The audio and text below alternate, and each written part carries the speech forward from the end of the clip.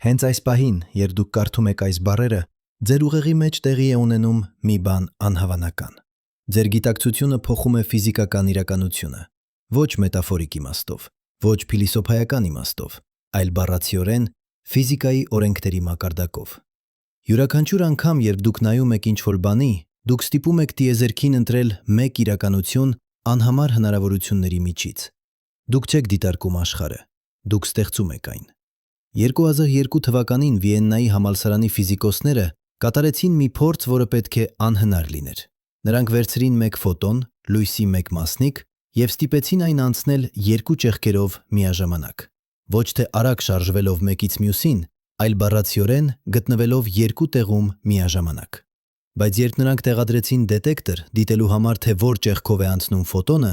ամեն ինչ փոխվեց։ Մասնիկը որոշեց լինել միայն մեկ տեղում։ Ոչ թե նրանք հայտնաբերեցին, թե որտեղ էր այն, այլ դիտելու ակտը ստիպեց մասնիկին ընտրել տեղ։ Սա կոչվում է եհավանականության ալիքի փլուզում, և դա քանդում է ամեն ինչ, ինչ մենք կարծում էինք, որ գիտենք իրականության մասին։ Պատկերացրեք, որ դուք կանգնած եք մութ սենյակում։ Ձեր առջև փակ տուփ կա։ Ներսում մեկ մետաղադրամ է։ Դուք չեք տեսնում այն։ Հարցը՝ մետաղադրամը գլուխ է, թե պոչ։ Ձեր առաջին մտքը՝ դմե այն կամ գլուխ է կամ պոչ։ Ես պարզապես չգիտեմ որը։ Սա թվում է ակնհայտ։ Բայց քանտային մեխանիկան ասում է ոչ։ Մինչև դուք չբացեք տուփը և չնայեք, մետաղադրամը չէ գլուխ և չէ պոչ։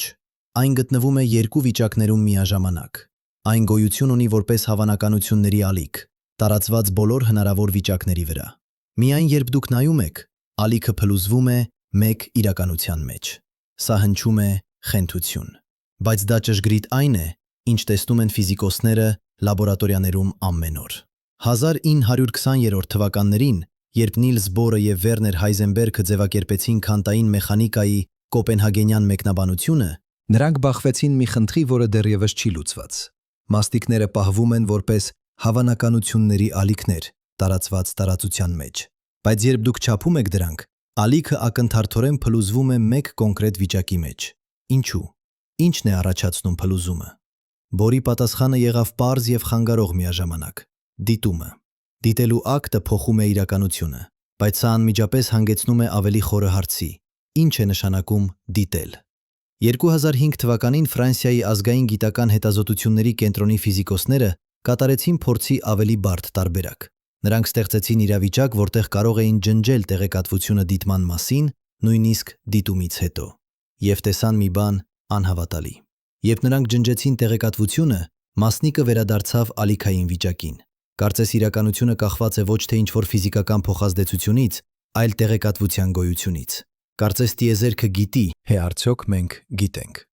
Սա մեզ տանում է դեպի ամենախանգարող հարցը ամբողջ ֆիզիկայում։ Արդյոք դիտումը պահանջում է գիտակցություն։ Պատկերացրեք մի ավտոմատ տեսախցիկ, որը լուսանկարում է մասնիկը։ Արդյոք դա հաշվվում է որպես դիտում։ Ֆիզիկոսների մեծամասնությունը կասի այո։ Տեսախցիկը փոխազդում է մասնիկի հետ, և դա բավական է փլուզման համար։ Բայց հետո հարցը դառնում է ավելի նուրբ։ Ինչ եթե տեսախցիկը գրանցում է տեղեկատվությունը, բայց ոչ ոք երբեք չի նայում այդ գրառմանը։ Արդյոք ալիքը փլուզվել է։ Եվ եթե այո, ապա երբ ճիշտ։ Երբ տեսախցիկը գրանցեց, երբ տվյալները պահվեցին կոշտ սկավառակի վրա, թե միայն երբ գիտակցություն ունեցող էակ կարդաց այդ տվյալները։ 1930-րդ թվականներին Ալբերտ Այնշտայնը, Բորիս Պոդոլսկին և Նաթան Ռոզենը հրապարակեցին մի հոդված, որը նպատակ ուներ ցույց տալ, որ քանտային մեխանիկան անամբողջական է։ Նրանք նկարագրեցին մի մտքային փորձ, որտեղ երկու մասնիկներ կապված են այնպես, որ մեկի չափումը ակնթարթորեն ազդում է մյուսի վրա, անկախ հեռավորությունից։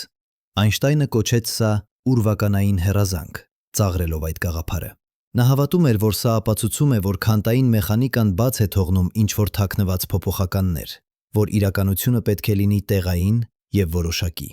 Բայց 1962 թվականին Ջոն Բելը ապացուցեց մի թեորեմ, որը ցույց տվեց կարելի է փորձարարորեն ստուգել, թե ով է ճիշտ։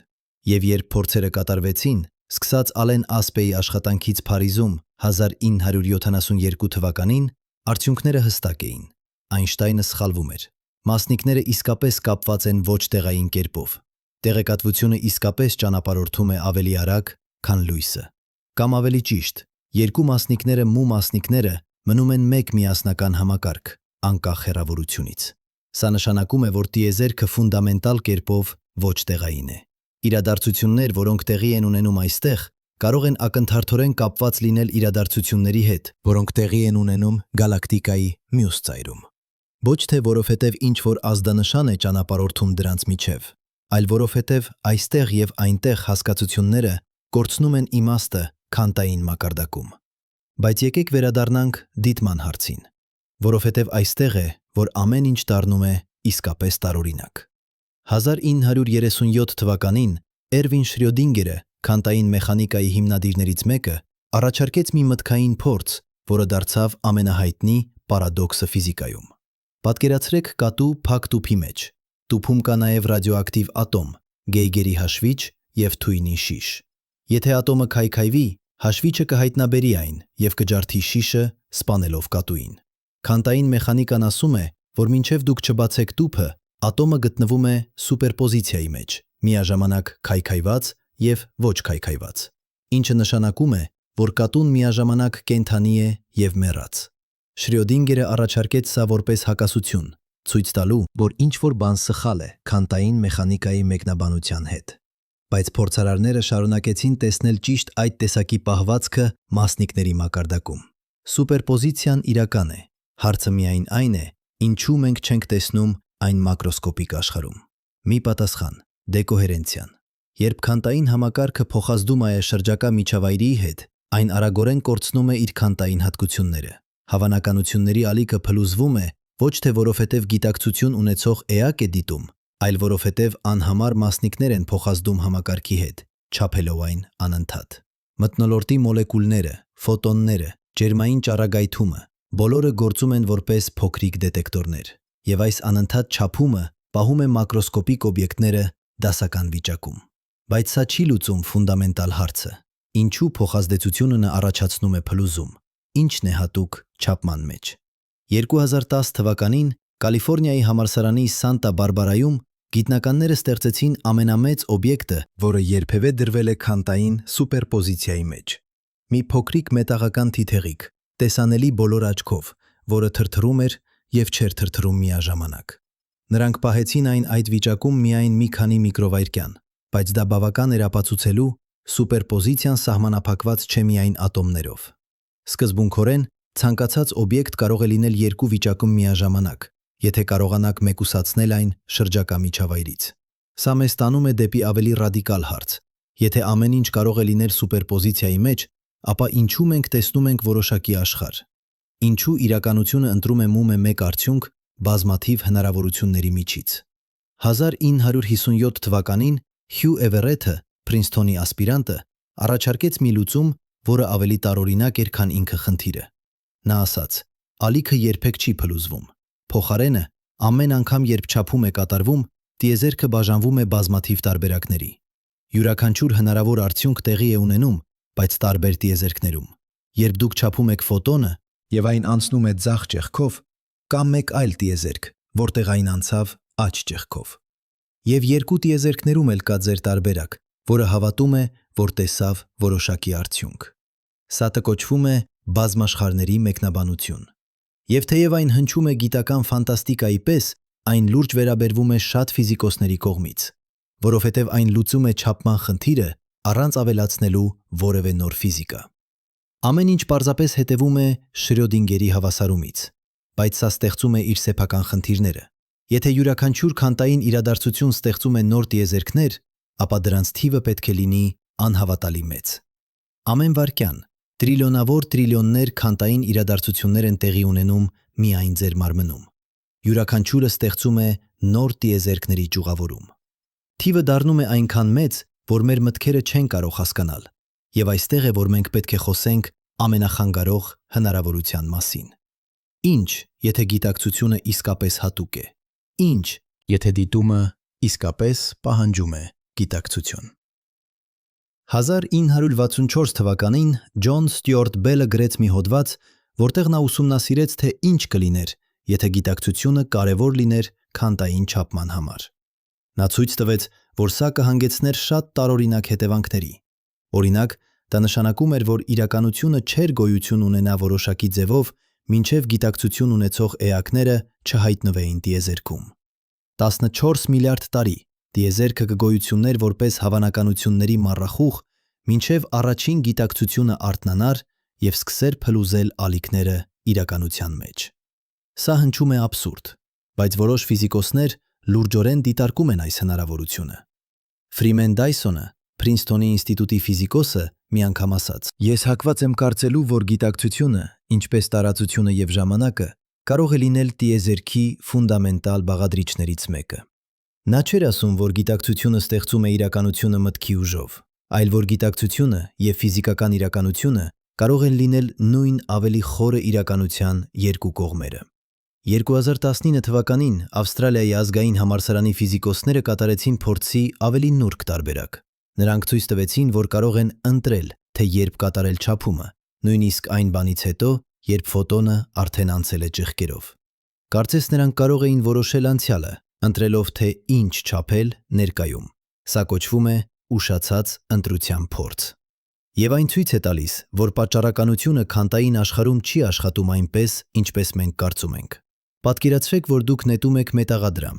Այն օդում է, բայց մինչև այն չընկնի, դուք կարող եք որոշել, թե արդյոք այն պտտվեց, թե ուղիղ թռավ։ Ձեր ընտրությունը ներկայում որոշում է, թե ինչ տեղի ունեցավ անցյալում։ Սա անհնար է դասական ֆիզիկայում, բայց քանտային աշխարհում դա ճիշտ այն է, ինչ տեսնում են ֆիզիկոսները։ Հիմա պատկերացրեք, որ դուք կանգնած եք լեռան գագաթին գիշերը։ Դուք նայում եք վեր դեպի աստղերը։ Լույսը, որը հասնում է ձեր աչքերին, ճանապարհորդել է հազարավոր տարիներ։ Բայց ըստ քանտային մեխանիկայի, այդ ֆոտոնները գտնվում էին սուպերպոզիցիայի մեջ, տարածված բոլոր հնարավոր ուղիների վրա, մինչև հենց այս պահը, երբ դուք նայեցիք։ Ձեր դիտումը հենց հիմա փլուզեցին հավանականությունների ալիքը, որը գոյություն ուներ հազարամյակներ։ Որոշ իմաստով դուք որոշեցիք, թե որ ուղին անցավ այդ լույսը հազարավոր տարիներ առաջ։ Սա կոչվում է տիեզերական ուշացած ընտրության փորձ, և այն իրականացվել է օգտագործելով հեռավոր քվազարներից լույսը։ Արդյունքները համապատասխանում են քանտային մեխանիկայի կանխատեսումներին։ Դիտումը իսկապես ազդում է անցյալի վրա։ Բայց եկեք լինենք ուշադիր այստեղ։ Սա չի նշանակում, որ դուք կարող եք փոխել պատմությունը։ Դուք չեք կարող ուղարկել տեղեկատվություն անցյալ։ Այն, ինչ տեղի է ունենում, ավելի նուրբ է։ Քանտային համակարգը գոյություն ունի որպես հավանականությունների ալիք մինչև չափումը։ Չափափումը փլուզում է ալիքը։ Բայց եթե չափումը տեղի է ունենում ուշ, ապա ալիքը մնում է փլուզված չեղած մինչև այդ պահը, անկախ նրանից, թե որքան ժամանակ է անցել։ Սա նշանակում է, որ երբ հարցը կորցնում է իմաստը համակարգերի համար, ժամանակը չի հոսում նույն կերպ քանտային մակարդակում, ինչպես մակրոսկոպիկ աշխարհում։ 1969 թվականին Ջոն Վիլերը, Փրինսթոնի ֆիզիկոսը, առաջարկեց մի գաղափար, որը նա կոչեց մասնակցային տիեզերք։ Նա ասաց, որ տիեզերքը պահանջում է դիտորդներ գոյություն ունենալու համար։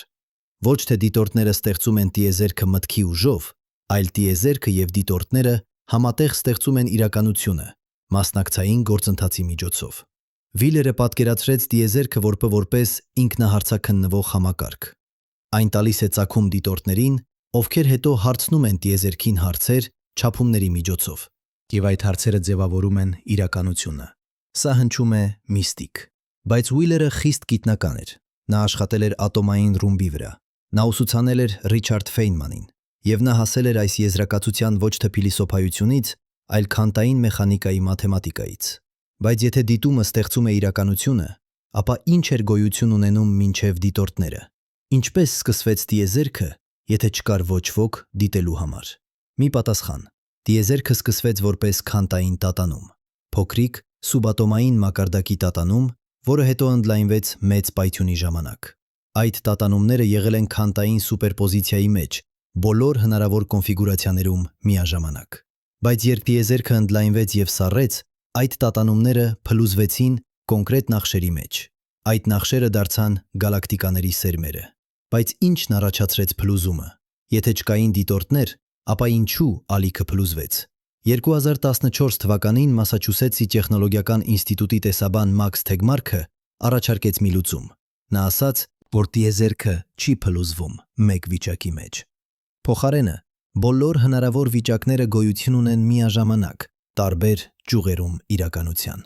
Մենք ապրում ենք մեկ ճյուղում, որտեղ տատանումները փլուզվեցին հենց այնպես, որ թույլ տվեցին աստղերի, պլանետների և կյանքի ձևավորումը։ Կան անհամար այլ ճյուղեր, որտեղ տատանումները փլուզվեցին այլ կերպ, և այդ տիեզերքներում կյանքը երբեք չհայտնվեց։ Սա կոչվում է մաթեմատիկական տիեզերքի հիպոթեզ, և այն տանում է գաղափարը դեպի ծայրահեղություն։ Թեգմարքը ասում է, որ ամեն ինչ, ինչը մաթեմատիկորեն հնարավոր է, իրականում գոյություն ունի որպես տիեզերք։ Մեր տիեզերքը միայն մեկն է անվերջ շատերից։ Բայց սա չի պատասխանում ֆունդամենտալ հարցին. ինչու մենք տեսնում ենք որոշակի իրականություն։ Ինչու ես զգում եմ, որ ապրում եմ մեկ տիեզերքում, ոչ թե բոլորում միաժամանակ։ Այս հարցը, ինչու ես զգում եմ, որ ապրում եմ մեկ իրականության մեջ, մեզ տանում է դեպի ամենախորը խնդիրը ամբողջ գիտության մեջ։ Դա կոչվում է դժվար խնդիր գիտակցության մասին, և այն կապում է քանդում է քնտային մեխանիկան ուղղակիորեն ձեր սուբյեկտիվ փորձի հետ, հենց այս պահին։ Երբ դուք նայում եք կարմիր վարդի, ձեր ուղեղում տեղի են ունենում էլեկտրաքիմիական ռեակցիաներ։ Նեյրոնները կրակում են, տեղեկատվությունը մշակվում է։ Բայց կա նաև ինչ-որ այլ բան։ Կա կարմրության սուբյեկտիվ զգացողությունը։ Փիլիսոփաները կոչում են սա քուալիա, և ոչ ոք չգիտի, թե ինչպես է ֆիզիկական գործընթացները ստեղծում սուբյեկտիվ փորձը։ 1996 թվականին Դեյվիդ Չալմերսը, Արիզոնայի համալսարանի փիլիսոփան, ձևակերպեց այս խնդիրը հստակ կերպով։ Նա ասաց, որ կան երկու տեսակի խնդիրներ գիտակցության մասին։ Հեշտ խնդիրները վերաբերում են նրան, թե ինչպես է ուղեղը մշակում տեղեկատվությունը, ինչպես է այն վերահսկում վարքագիծը, ինչպես է այն տարբերում ինքն իրեն շրջակա միջավայրից։ Այս խնդիրները դժվար են, բայց դրանք սկզբունքորեն լուծելի են նեյրոբիոլոգիայի միջոցով։ Բայց դժվար խնդիրը տարբեր է։ Այն հարցնում է. ինչու այս ամենը զուգակցվում է սուբյեկտիվ փորձով։ Ինչու կա ինչ-որ բան, որը նման է լինել ինձ։ Եվ այստեղ է, որ քվանտային մեխանիկան դառնում է անհավատալի կարևոր։ Որովհետև եթե դիտումը փլուզում է հավանականությունների ալիքը, ապա մենք պետք է հարցնենք. ինչ տեսակի դիտում։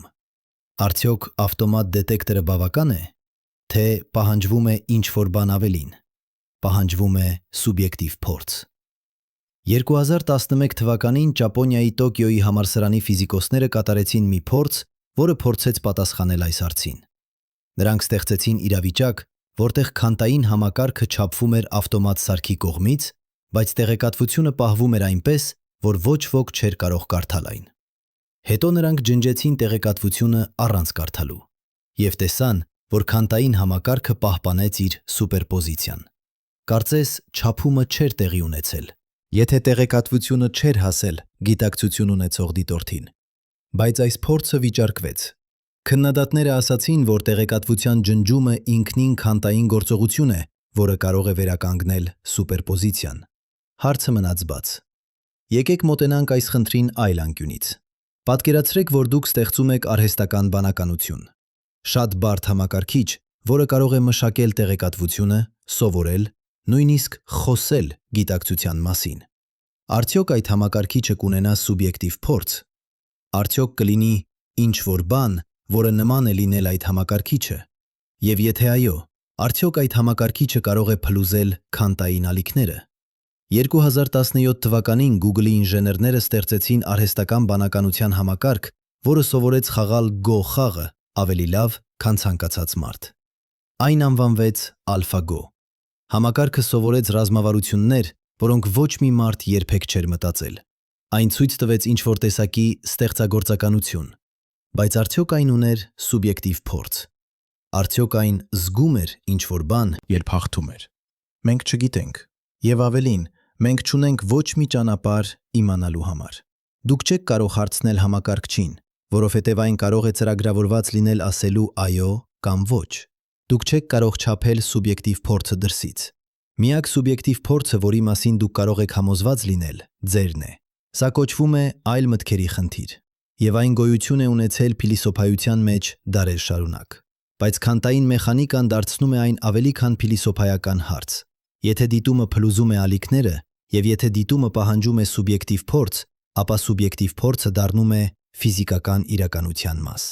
1969 թվականին Յուջին Վիգները, Նոբելյան մրցանակակիր ֆիզիկոսը, գրեց մի հոդված, որտեղ նա պնդեց, որ գիտակցությունը պետք է ներառվի քանտային մեխանիկայի մեջ որպես ֆունդամենտալ տարր։ Նա ասաց, որ անհնար է լիովին նկարագրել քանտային չափումը առանց հաշվի առնելու դիտորդի գիտակցությունը։ Վիգները չէր ասում, որ գիտակցությունը մագիկ է, այլ որ այն պետք է վերաբերվի նույն լրջությամբ, ինչպես զանգվածը կամ էլեկտրական լիցքը։ Բայց սա ստեղծում է խնդիր։ Եթե գիտակցությունը ֆունդամենտալ է, ապա ինչպես այն փոխազդում է ֆիզիկական աշխարհի հետ։ Ինչպես ոչ ֆիզիկական բանը կարող է ազդել ֆիզիկական բանի վրա։ Մի պատասխան. գիտակցությունը չէ ոչ ֆիզիկական։ Այն ֆիզիկական է, բայց այլ կերպ, քան մենք սովորաբար մտածում ենք։ Ինչպես էլեկտրամագնիսական դաշտը ֆիզիկական է, թեև դուք չեք կարող դիպչել դրան։ Ինչպես տարածությունը ֆիզիկական է, թեև այն չունի զանգված։ Գուցե գիտակցությունը նմանատիպ տեսակի դաշտ է, ինչ-որ բան, որը գոյություն ունի տարածության և ժամանակի մեջ, բայց չի չափվում սովորական սարքերով։ 2014 թվականին Իտալիայի նեյրոբիոլոգ Ջուլիո Տոնոնին մշակեց մի տեսություն, որը կոչվում է ինտեգրված տեղեկատվության տեսություն։ Այն փորձում է քանակականացնել գիտակցությունը։ Տոնոնին ասում է, որ գիտակցությունը չափվում է նրանով, թե որքան ինտեգրված տեղեկատվություն է համակարգը մշակում։ Համակարգիչը կարող է մշակել շատ տեղեկատվություն, բայց այն չի ինտեգրված։ Յուրաքանչյուր մաս աշխատում է առանձին, բայց ուղեղը ինտեգրում է տեղեկատվությունը բարդ ցանցերի միջոցով, և այդ ինտեգրումը ստեղծում է գիտակցությունը։ Ըստ այս տեսության, գիտակցությունը չէ այո կամ ոչ, այն սանդղակ է։ Մի ամեբան ունի շատ քիչ գիտակցություն, մկնիկը ունի ավելի շատ, մարդը ունի դեռ ավելի շատ, և գուցե կան էակներ ավելի բարձր գիտակցությամբ, քան մենք կարող ենք պատկերացնել։ Բայց արդյոք այս տեսությունը կապում է պում է գիտակցությունը քանտային մեխանիկայի հետ։ Տոնոնին ասում է այո։ Նա պնդում է, որ ինտեգրված տեղեկատվությունը հենց այն է, ինչը փլուզում է քանտային ալիքները։ Երբ համակարգը ինտեգրում է տեղեկատվությունը բավականաչափ բարդ կերպով, այն դառնում է դիտորդ, և այդ դիտումը փլուզում է հավանականությունները իրականության մեջ։ Սա դեռ չի ապացուցված, բայց դա տալիս է մեզ ճանապարհ մտածելու գիտակցության և քանտային մեխանիկայի կապի մասին, առանց դիմելու միստիկայի։ Հիմա եկեք դիտարկենք ավելի տարօրինակ հնարավորություն։ Ինչ եթե գիտակցությունը ոչ թե ստեղծվում է ուղեղի կողմից, այլ ընդունվում է։ Ինչպես ռադիոն չի ստեղծում երաժշտությունը, այլ ընդունում է ալիքները։ 1994 թվականին Ռոջեր Փենրոզը, Օքսֆորդի մաթեմատիկոսը և Ստյուարտ Համերոֆը, Արիզոնայի անեսթեզիոլոգը, առաջարկեցին մի տեսություն, որը կոչվում է օրքեստրացված օբյեկտիվ ռեդուկցիա։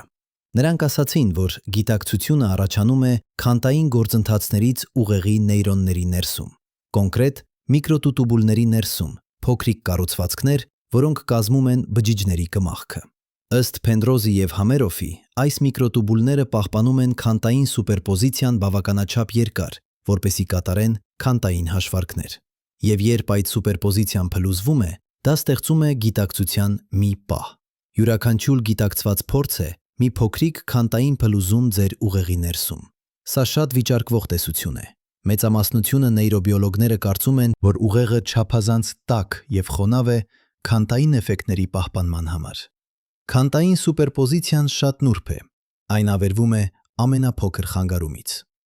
Եվ ուղեղը լի է խանգարումներով։ Մոլեկուլներ, որոնք շարժվում են, իոններ, որոնք հոսում են, ջերմային աղմուկ։ Բայց 2014 թվականին Համերոֆի թիմը հայտնաբերեց ապացույցներ, որ միկրոտուբուլները իսկապես կարող են պահպանել քանտային կոհերենտությունը սենյակային ջերմաստիճանում։ Նրանք ցույց տվեցին, որ միկրոտուբուլների ներսում կան հատուկ կառուցվածքներ, որոնք պաշտպանում են քանտային վիճակները դեկոհերենցիայից։ Սա դեռ չի ապացուցում Փենրոուզ-Համերոֆի տեսությունը, բայց դա ցույց է տալիս, որ քանտային էֆեկտները կենսաբանական համակարգերում հնարավոր են։ Եվ իսկապես, վերջին տարիներ հնարավոր են, և իսկապես, վերջին տարիներին գիտնականները հայտնաբերել են ուշադրության կառուցվածքներ միկրոտուբուլների ներսում, որոնք կարող են պահպանել քանտային կոհերենտությունը սենյակային ջերմաստիճանում։ Այն կառուցվածքներն են, որոնք ներսում կպարտադրում են միկրոտուբուլների հետ աշխատելը շեշտադրող բարելավումներ և պաշտպանում են վիճակը, որը կարող է վիճակել քանտային կոհերենտությունը համակերպվել միկրոտուբուլների հետ։ Քանտային կոհերենտությունը համակերպել միկրոտուբուլների հետ վերահսկման մեխանիզմներ կան, բայց միգուցին Գիտնականները հայտնաբերել են քանտային էֆեկտներ շատ կենսաբանական գործընթացներում։ Ֆոտոսինթեզը, գործընթացը, որով բույսերը վերածում են լույսը էներգիայի, օգտագործում է քանտային կոհերենտություն, էներգիան արդյունավետ փոխանցելու համար։ Թռչունները օգտագործում են քանտային էֆեկտներ իրենց կողմնացույցներում, զգալու երկրի մագնիսական դաշտը։ Նույնիսկ մեր հոտառության զգացողությունը կարող է հիմնված լինել քանտային թունելավորման վրա։ Այսինքն, կյանքը արդեն օգտագործում է քանտային մեխանիկան։ Հարցը միայն այն է, արդյոք այն օգտագործում է նաև գիտակցության համար։ Բայց եկեք վերադառնանք ավելի ֆունդամենտալ հարցին։ Եթե դիտումը փլուզում է ալիքները, եւ եթե դիտումը կապված է գիտակցության հետ, ապա ինչպես սա աշխատում է մանրամասներում։ Ինչպես գիտակցությունը փոխազդում է քանտային դաշտերի հետ։ Մի հնարավորություն։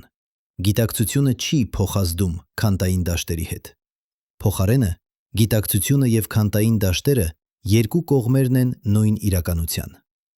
Ինչպես ալիքը եւ մասնիկը երկու նկարու նկարագրություններն են նույն ֆոտոնի, 1955 թվականին Դեյվիդ Բոմը, ամերիկյան ֆիզիկոսը, մշակեց քանտային մեխանիկայի այլընտրանքային մեկնաբանություն։ Նա կոչեց այն ներկառուցված կարգի տեսություն։ Բոհմը ասաց, որ կա ավելի խորը մակարդակ իրականության, որը նա կոչեց ներկառուցված կարգ։ Այս մակարդակում ամեն ինչ կապված է ամեն ինչի հետ։ Տարածությունը եւ ժամանակը չեն գոյություն։ Մասնիկները չեն գոյություն որպես առանձին էություններ։ Ամեն ինչ մեկ միասնական ամբողջություն է։ Հետո կա բացված կարգը, աշխարհը, որը մենք տեսնում ենք։ Այս մակարդակում ամեն ինչ թվում է առանձին։ Մասնիկները ունեն որոշակի դիրքեր,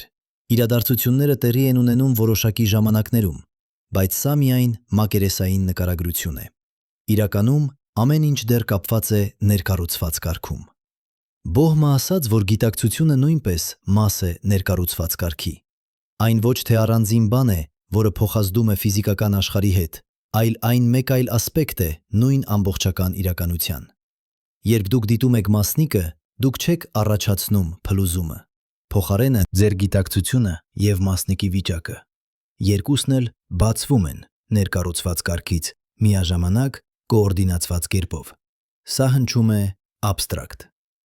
Բայց Բոհմի տեսությունը տալիս է նույն կանխատեսումները, ինչ ստանդարտ քանտային մեխանիկան։ Այն պարզապես տալիս է այլ կերպ մտածելու դրա մասին։ Եվ որոշ ֆիզիկոսներ կարծում են, որ այս այլ կերպ մտածելը կարող է լուծել չափման խնդիրը։ Եթե ամեն ինչ կապված է ներկառուցված կարգում, ապա չկա իսկական փլուզում։ Կա միայն մեր սահմանափակ տեսանկյունը բացված կարգից, որը ստիպում է մեզ տեսնել մեկ արդյունք բազմաթիվ հնարավորությունների միջից։ Բայց սա դեռ չի բացատրում, թե ինչու ես զգում եմ, որ տեսնում եմ մեկ արդյունք։ Ինչու կա սուբյեկտիվ փորձ։ 2019 թվականին Կալիֆոռնիայի համալսարանի Սան Դիեգոյում փիլիսոփա Ֆիլիպ Գոֆը առաջարկեց մի տեսություն, որը կոչվում է կոսմոփսիխիզմ։ Նա ասաց, որ գիտակցությունը ֆունդամենտալ հատկություն է տիեզերքի։ Ոչ թե միայն մարդիկը եւ կենդանիները ունեն գիտակցություն, այլ ամեն ինչ ունի գիտակցության որոշ աստիճան։ Նույնիսկ էլեմենտար մասնիկները։ Սա հնչում է խենթություն, բայց Գոֆը պնդում է, որ դա ավելի քիչ խենթություն է, քան այլ ընտրանքները։ Եթե գիտակցությունը ի հայտ է գալիս որոշակի բարդության մակարդակում, ապա մենք պետք է բացատրենք, թե ինչպես։ Ինչպես ոչ գիտակցական բաները կարող են համակցվել եւ ստեղծել գիտակցություն։ Սա նման է հարցնելու, թե ինչպես կարող են ոչ կարմիր բաները համակցվել եւ ստեղծել կարմիր։ Դա պարզապես չի աշխատում։ Բայց եթե գիտակցությունը ֆունդամենտալ է, ապա խնդիրը անհետանում է։ Բարդ համակարգերը, ինչպիսիք են ուղեղները, չեն ստեղծում գիտակցություն։ Նրանք ինտեգրում են այն։ Նրանք վերցնում են փոքրիկ, պարզ գիտակցության կտորները եւ համակցում դրանք բարդ, հարուստ, սուբյեկտիվ փորձի մեջ։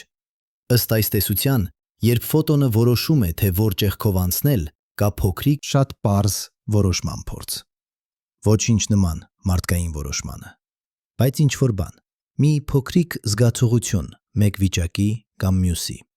Եվ երբ տրիլիոնավոր այդպիսի փոքրիկ փորձեր ինտեգրվում են ձեր ուղեղում, դրանք ստեղծում են ձեր հարուստ, բարդ գիտակցությունը։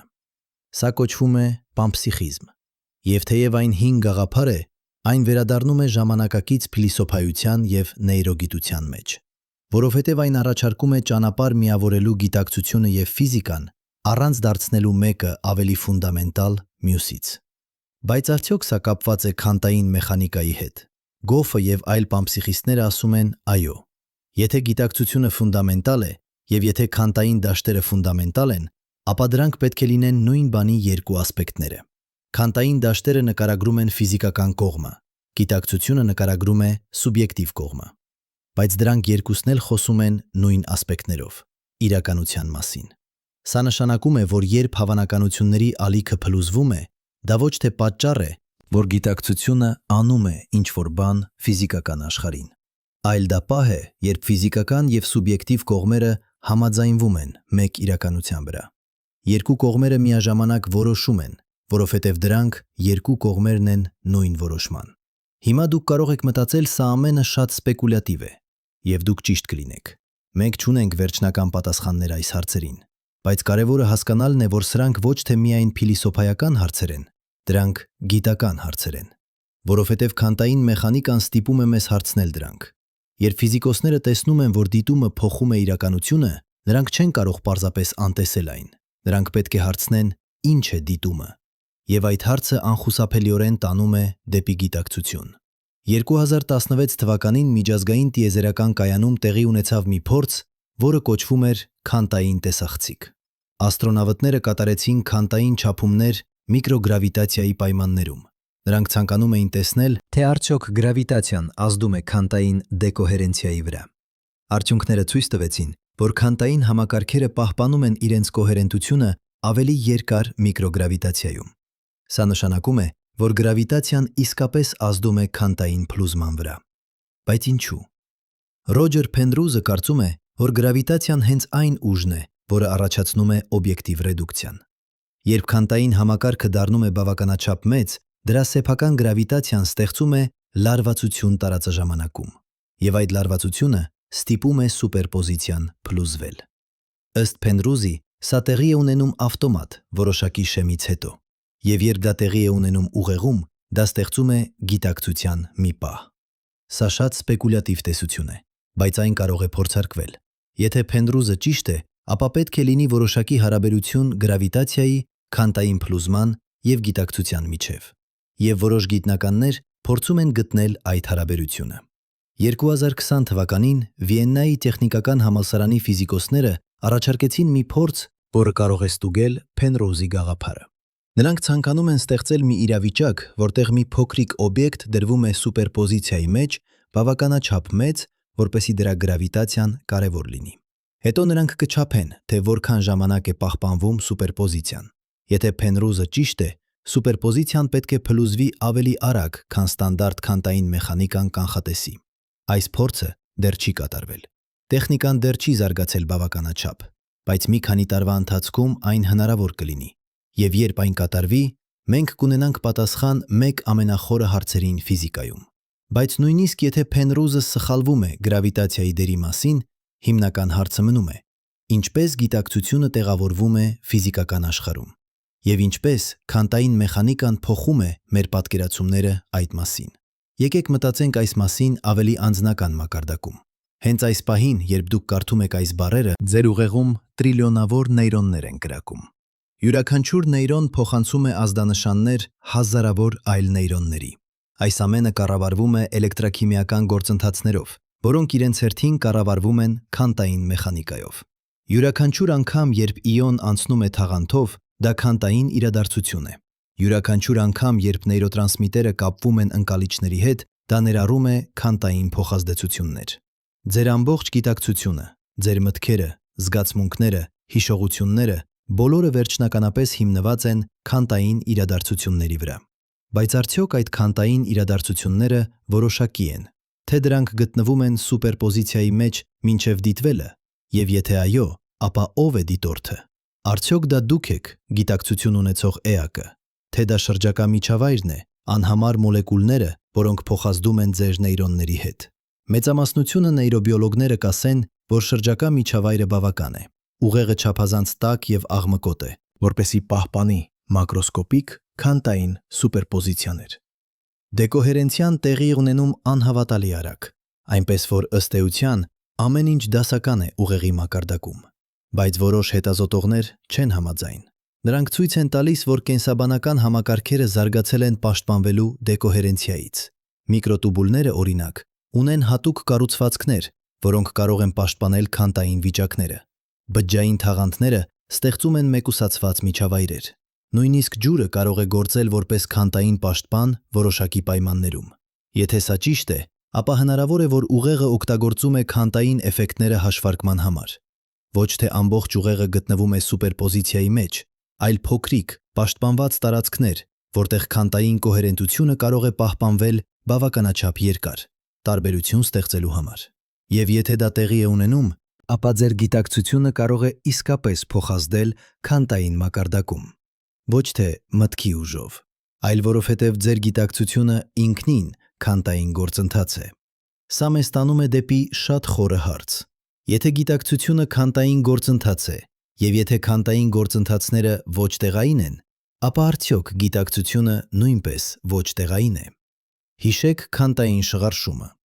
Երկու մասնիկներ կարող են կապված լինել այնպես, որ մեկի չափումը ակնթարթորեն ազդում է մյուսի վրա, անկախ հեռավորությունից։ Ինչ, եթե գիտակցությունները նույնպես կարող են շղաշված լինել։ Սա հնչում է գիտական ֆանտաստիկայի պես,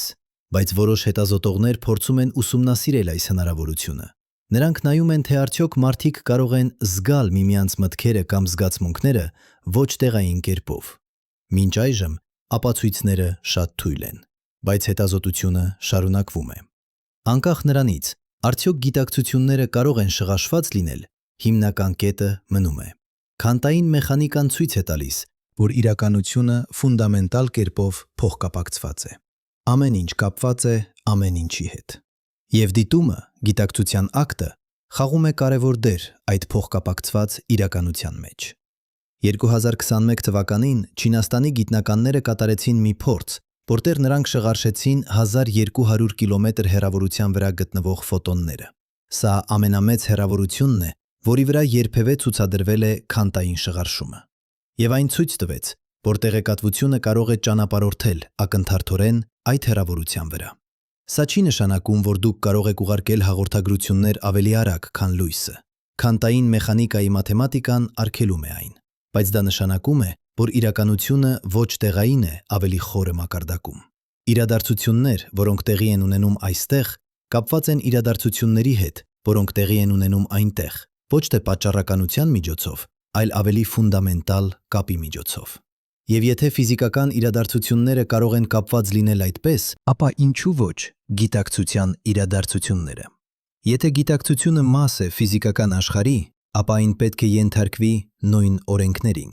Սա մեզ տանում է դեպի շատ ռադիկալ հնարավորություն։ Ինչ, եթե ամբողջ տիեզերքը մեկ միասնական գիտակցություն է, եւ մենք, անհատական գիտակցությունները, պարզապես տեղային ալիքներ ենք այդ տիեզերական գիտակցության մեջ։ Այս գաղափարը, տիեզերական գիտակցությունը, հնչում է միստիկ, բայց եկեք մոտենանք դրան խիստ գիտականորեն։ Ինչ կլիներ, եթե գիտակցությունը ոչ թե ի հայտ գալիս է բարդ համակարգերում, այլ ֆունդամենտալ դաշտ է, ինչպես էլեկտրամագնիսական դաշտը կամ գրավիտացիոն դաշտը։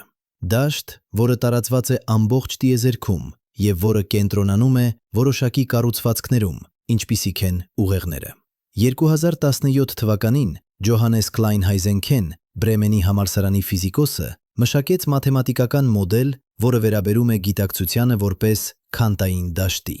Նա ցույց տվեց, որ եթե գիտակցությունը դաշտ է, ապա այն պետք է ունենա որոշակի հատկություններ։ Այն պետք է փոխազդի ինքն իր հետ։ Այն պետք է կարողանա ստեղծել կայուն ալիքներ, տեղայնացված գիտակցության տարածքներ։ Եվ այն պետք է ենթարկվի քանտային սուպերպոզիցիայի։ Ըստ այս մոդելի, ձեր անհատական գիտակցությունը նման է ալիքի օվկիանոսում։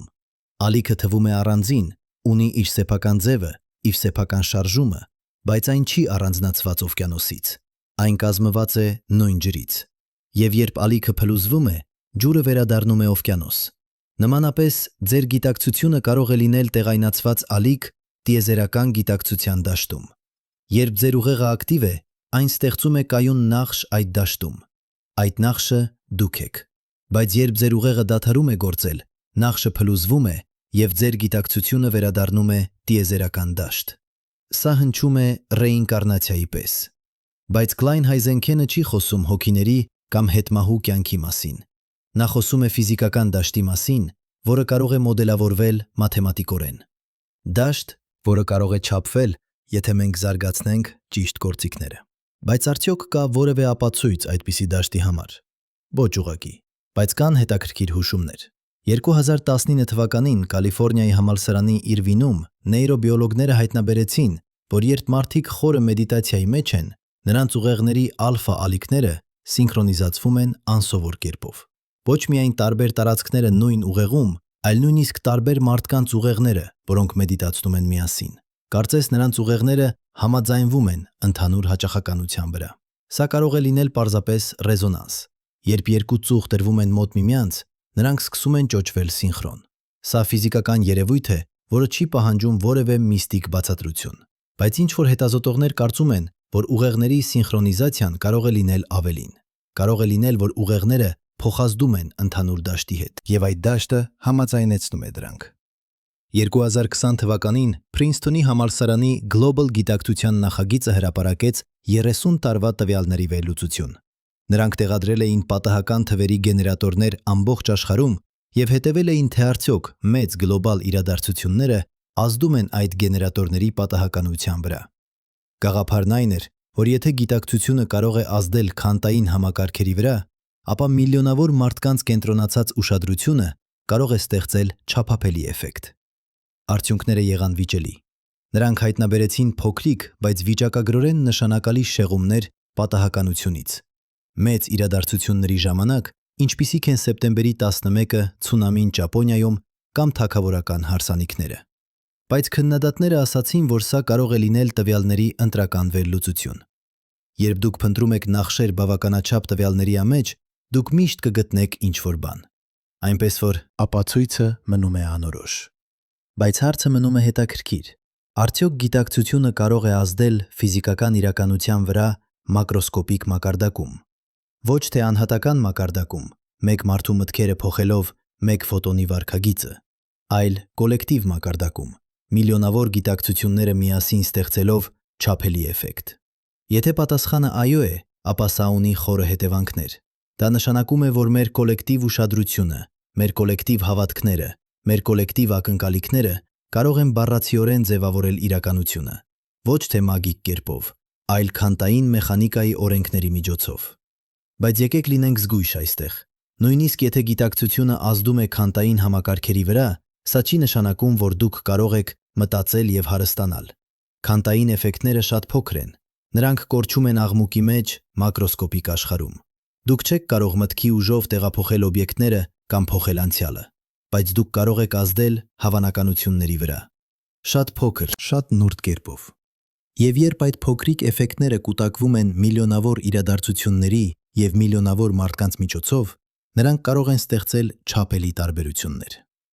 Պատկերացրեք, որ յուրաքանչյուր անգամ, երբ դուք կայացնում եք որոշում, կա քվանտային տատանում ձեր ուղեղում։ Այդ տատանումը կարող է գնալ մի ուղղությամբ կամ մյուսով։ Ստանդարտ քվանտային մեխանիկան ասում է, որ դա լիովին պատահական է։ Բայց ինչ եթե ձեր գիտակցությունը կարող է թեքել հավանականությունները շատ փոքր չափով։ Ասենք 50% փոխարեն 50.001%։ Այդ տարբերությունը անհայտ կլիներ մեկ որոշման մեջ։ Բայց երբ դուք կայացնում եք հազարավոր որոշումներ օրական, եւ երբ այդ որոշումները փոխազդում են միլիոնավոր այլ մարդկանց որոշումների հետ, այդ փոքրիկ թեքումները կարող են կուտակվել։ Նրանք կարող են ստեղծել նախշեր։ Նրանք կարող են ձևավորել պատմությունը։ Սա սպեկուլատիվ է, բայց դա ցույց է տալիս, թե ինչպես գիտակցությունը կարող է կարևոր լինել, նույնիսկ եթե դրա էֆեկտները շատ փոքր են անհատական մակարդակում։ Հիմա եկեք մտածենք ավելի մեծ մասշտաբով։ Ոչ միայն մարդկային գիտակցության մասին, այլ կյանքի մասին ընդհանուր։ Երկրի վրա կա մոտավորապես 8 միլիոն տեսակ։ Յուրաքանչյուրը ունի որոշ ձև գիտակցության, նույնիսկ եթե շատ պարզ է։ Նույնիսկ մի բակտերիա զգում է իր միջավայրը եւ որոշում է, թե ինչպես արձագանքել։ Սա կարող է չլինել գիտակցություն մարդկային իմաստով, բայց դա տեղեկատվության մշակում է։ Դա փոխազդեցություն է միջավայրի հետ։ Եթե գիտակցությունը կապված է քվանտային չափման հետ, ապա յուրաքանչյուր կենդանի էակ մասնակցում է իրականության ստեղծմանը։ Յուրաքանչյուր բակտերիա, յուրաքանչյուր բույս, յուրաքանչյուր կենդանի, բոլորը դիտում են իրենց միջավայրը և փլուզում հավանականությունների ալիքները իրականության մեջ։ 2018 թվականին Լոնդոնի համալսարանի կոլեջի կենսաբանները հայտնաբերեցին, որ բույսերը օգտագործում են քանտային կոհերենտություն ֆոտոսինթեզի ժամանակ։ Երբ ֆոտոնը հարվածում է քլորոֆիլի մոլեկուլին, էներգիան տարածվում է որպես քանտային ալիք, փնտրելով ամենաարդյունավետ ուղին դեպի ռեակցիոն կենտրոնը։ Այն փորձում է բոլոր հնարավոր ուղիները միաժամանակ և ընտրում է լավագույնը։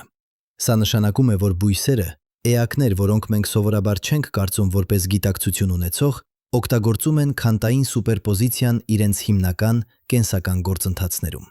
Նրանք հարցնում են տիեզերքին, որն է լավագույն ուղին,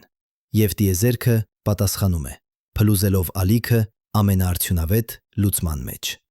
Եթե բույսերը անում են սա, ապա ամեն կենդանի էակ հավանաբար անում է։ Կյանքը ըստ էության կարող է լինել քանտային հաշվարկման գործընթաց։ Յուրաքանչյուր բջիջ, յուրաքանչյուր օրգանիզմ անընդհատ հարցնում է տիեզերքին հարցեր և ստանում պատասխաններ քանտային փլուզումների միջոցով։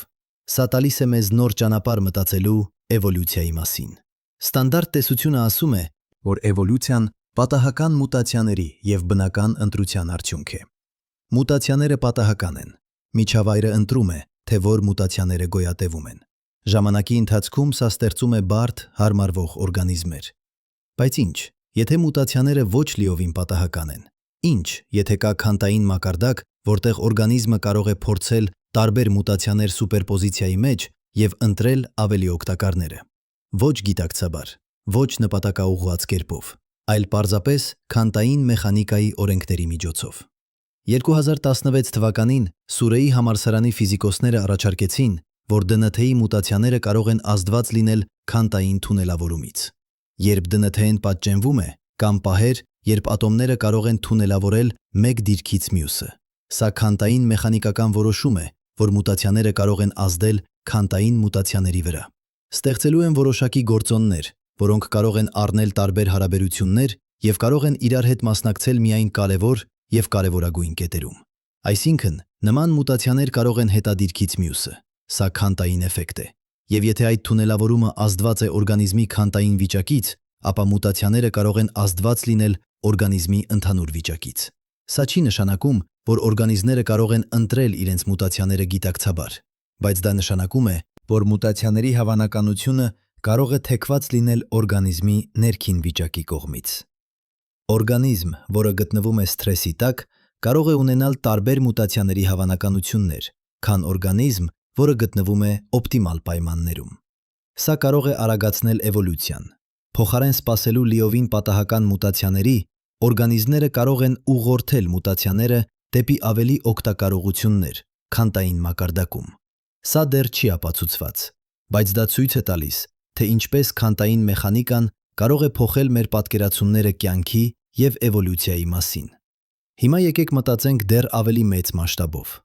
Ոչ միայն կյանքի մասին երկրի վրա, այլ կյանքի մասին տիեզերքում։ Արդյոք կա այլ կյանք այնտեղ։ Եվ եթե այո, արդյոք այն նույնպես մասնակցում է իրականության ստեղծմանը։ Դրեյքի հավասարումը, հայտնի բանաձև, որը գնահատում է տիեզերքում խելացի քաղաքակրթությունների թիվը, տալիս է մեզ մոտավորապես 10,000-ից մինչև 1 միլիոն այդպիսի քաղաքակրթություններ միայն մեր գալակտիկայում, և կան մոտավորապես 2 տրիլիոն գալակտիկաներ դիտարկելի տիեզերքում։ Եթե այդ գնահատականները մոտավորապես ճիշտ են, ապա տիեզերքը լի է գիտակցություն ունեցող էակներով, և եթե գիտակցությունը մասնակցում է իրականության ստեղծմանը, ապա այդ բոլոր գիտակցությունները միասին ստեղծում են տիեզերական մասշտաբի իրականություն։ Բայց սա հանգեցնում է պարադոքսի։ Եթե գիտակցությունը պահանջվում է իրականության համար, ապա ինչպես սկսվեց տիեզերքը։ Մեծ պայթյունը տեղի ունեցավ 14 միլիարդ տարի առաջ։ Կյանքը երկրի վրա սկսվեց մոտավորապես 4 միլիարդ տարի առաջ։ Գիտակցություն ունեցող էակները շատ ավելի ուշ։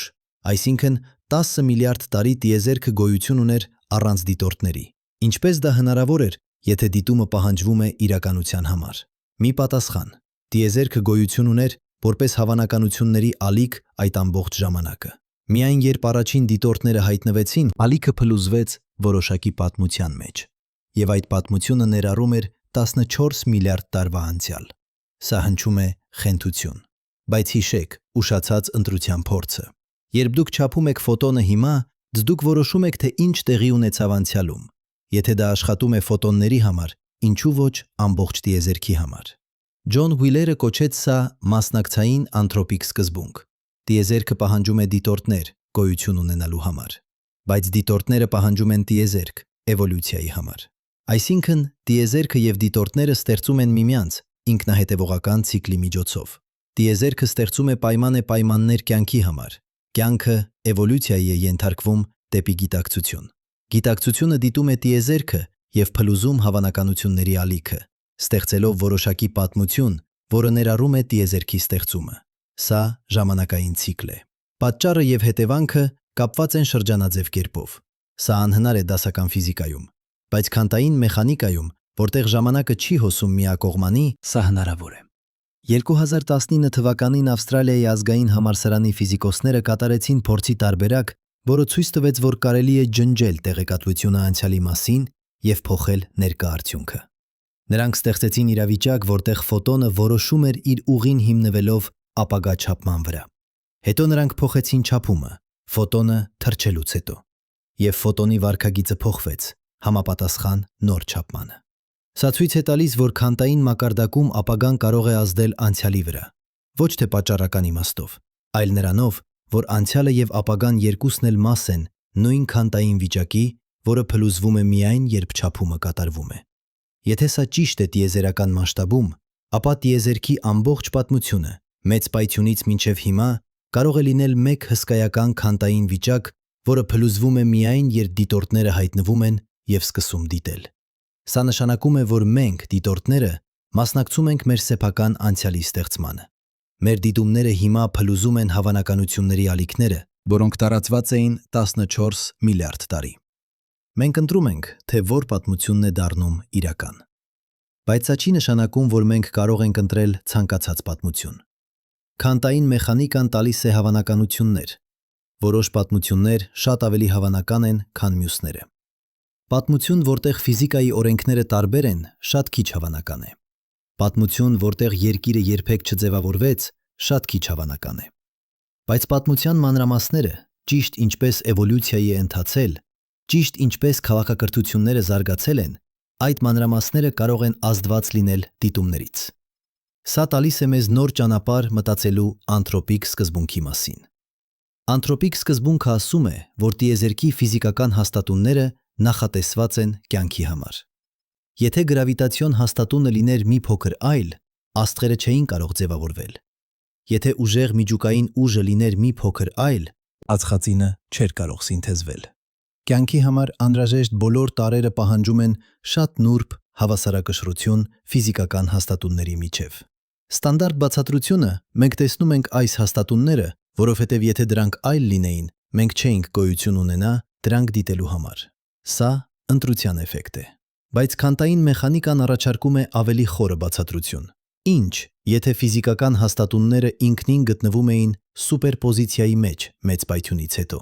Բոլոր հնարավոր արժեքները գոյություն ունեին միաժամանակ, որպես հավանականությունների ալիք։ Հետո, երբ կյանքը էվոլյուցիայի ենթարկվեց եւ դիտորդները հայտնվեցին, նրանց դիտումները փլուզեցին այդ ալիքը։ Եվ բնականաբար, դիտորդները կարող են գոյություն ունենալ միայն այն տիեզերքներում, որտեղ հաստատունները ճիշտ են կյանքի համար։ Այսինքն, դիտորդների գոյությունը ընտրում է այն հաստատունները, որոնք թույլ են տալիս դիտորդների գոյությունը։ Սա ինքնահետևողական է, բայց ոչ շրջանաձև։ Դա նման է բութսթրափինգի, համակարգ, որը քաշում է ինքն իրեն դեպի գոյություն։ 2021 թվականին Քեմբրիջի համալսարանի տեսաբան Լի Սմոլինը առաջարկեց նմանատիպ գաղափար, կոչված կոսմիկ բնական ընտրություն։ Նա ասաց, որ տիեզերքները բազմանում են սև խոռոչների միջոցով։ Յուրաքանչյուր սև խոռոչ ստեղծում է նոր տիեզերք, մի փոքր այլ ֆիզիկական հաստատուններով։ Տիեզերքները, որոնք ստեղծում են շատ սև խոռոչներ, ունեն ավելի շատ սերունդներ, եւ տիեզերքները, որոնք ստեղծում են շատ սև խոռոչներ, նաեւ հակված են ունենալ հաստատուններ, որոնք թույլ են տալիս աստղերի եւ կյանքի ձևավորումը։ Սա էվոլյուցիա է տիեզերքների մակարդակում, եւ դա բացատրում է, թե ինչու մեր տիեզերքը նախատեսված է կյանքի համար։ Ոչ թե որովհետև ինչ-որ մեկը նախագծել է այն, այլ որովհետև տիեզերքները, որոնք թույլ են տալիս կյանքը, նաև թույլ են տալիս շատ սև խոռոչներ, եւ հետեւաբար ունեն ավելի շատ սերունդներ։ Բայց Սմոլինի տեսությունը չի ներառում գիտակցությունը։ Ինչ եթե մենք համակցենք երկու գաղափարները։ Տիեզերքները բազմանում են սև խոռոչների միջոցով, բայց նաև փլուզվում են որոշակի պատմությունների մեջ դիտորդների միջոցով։ Այսինքն, կյանքը եւ գիտակցությունը ոչ միայն արդյունք են տիեզերքի, այլ նաև մասնակիցներ դրա ստեղծման մեջ։ Սա տալիս է մեզ տիեզերք, որը միաժամանակ ֆիզիկական եւ գիտակցական է։ Տիեզերք, որը էվոլյուցիայի է ենթարկվում ինչպես ֆիզիկական, այնպես էլ գիտակցական մակարդակներում։ Տիեզերք, որը սովորում է ստեղծել ավելի բարդ կառուցվածքներ, ավելի բարդ կյանք, ավելի բարդ գիտակցություն։ Եվ եթե սա ճիշտ է, ապա մենք, գիտակցություն ունեցող էակները, ոչ թե պարզապես դիտորդներ ենք այս գործընթացի, մենք մասնակիցներ ենք։ Մեր դիտումները, մեր ընտրությունները, մեր գիտակցությունը բոլորը ներդրում են ունենում տիեզերքի էվոլյուցիայի մեջ։ Բայց սա հանգեցնում է վերջնական հարցին. ինչու։ Ինչու տիեզերքը էվոլյուցիայի է ենթարկվում դեպի ավելի մեծ բարդություն։ Ինչու այն ստեղծում է կյանք եւ գիտակցություն։ Ինչ է նպատակը։ Ստանդարտ ֆիզիկան ասում է չկա նպատակ։ Տիեզերքը պարզապես հետևում է ֆիզիկայի օրենքներին։ Բարդությունը ի հայտ է գալիս պատահականությունից եւ բնական ընտրությունից։ Չկա ավելի խորը իմաստ։ Բայց քվանտային մեխանիկան հուշում է այլ հնարավորություն։ Եթե գիտակցությունը ֆունդամենտալ է եւ եթե դիտումը ստեղծում է իրականությունը, ապա գուցե տիեզերքը էվոլյուցիայի է ենթարկվում դեպի ինքնագիտակցություն։ Գուցե ամբողջ կոսմիկ էվոլյուցիան մեծ պայթյունից մինչև հիմա մեկ հսկայական գործընթաց է, որի միջոցով տիեզերքը արթնանում է ինքն իրեն։ Սա հնչում է միստիկ։ Բայց դիտարկենք դա գիտականորեն։ Տիեզերքը սկսվեց որպես շատ պարզ վիճակ՝ տաք, խիտ պլազմա։ Ժամանակի ընթացքում այն սառեց եւ ձևավորեց ավելի բարդ կառուցվածքներ՝ ատոմներ, մոլեկուլներ, ուլներ, աստղեր, պլանետներ։ Որոշ պլանետների վրա հայտնվեց կյանք։ Կյանքը էվոլյուցիայի է ենթարկվեց դեպի ավելի բարդ ձևեր։ Վերջապես հայտնվեցին էակներ, բավականաչափ բարդ, որպիսի ունենան ինքնագիտակցություն։ Էակներ, որոնք կարող են հարցնել. ով եմ ես, ինչու եմ այստեղ, ինչ է իրականությունը։ Այս հարցերը տիեզերքի հարցեր են ինքն իրեն։ Եվ դուք հարցնում եք ինչ է իրականությունը, դուք տիեզերքի մի մասն եք, հարցնում մյուս մասերի մասին։ Դուք տիեզերքն եք, դառնալով ինքնագիտակից։ Եվ եթե գիտակցությունը կապված է քվանտային չափման հետ, ապա այս ինքնագիտակցությունը ոչ թե պարզապես պասիվ դիտում է, այն ակտիվ մասնակցություն է իրականության ստեղծման մեջ։ Երբ դուք դիտում եք տիեզերքը, եք տիեզերքը, դուք փլուզում եք հավանականությունների ալիքները որոշակի իրականության մեջ։ Դուք ընտրում եք, թե որ տիեզերքը դառնում է իրական։ Սա տալիս է մեզ տիեզերք, որը ոչ թե պարզապես կա,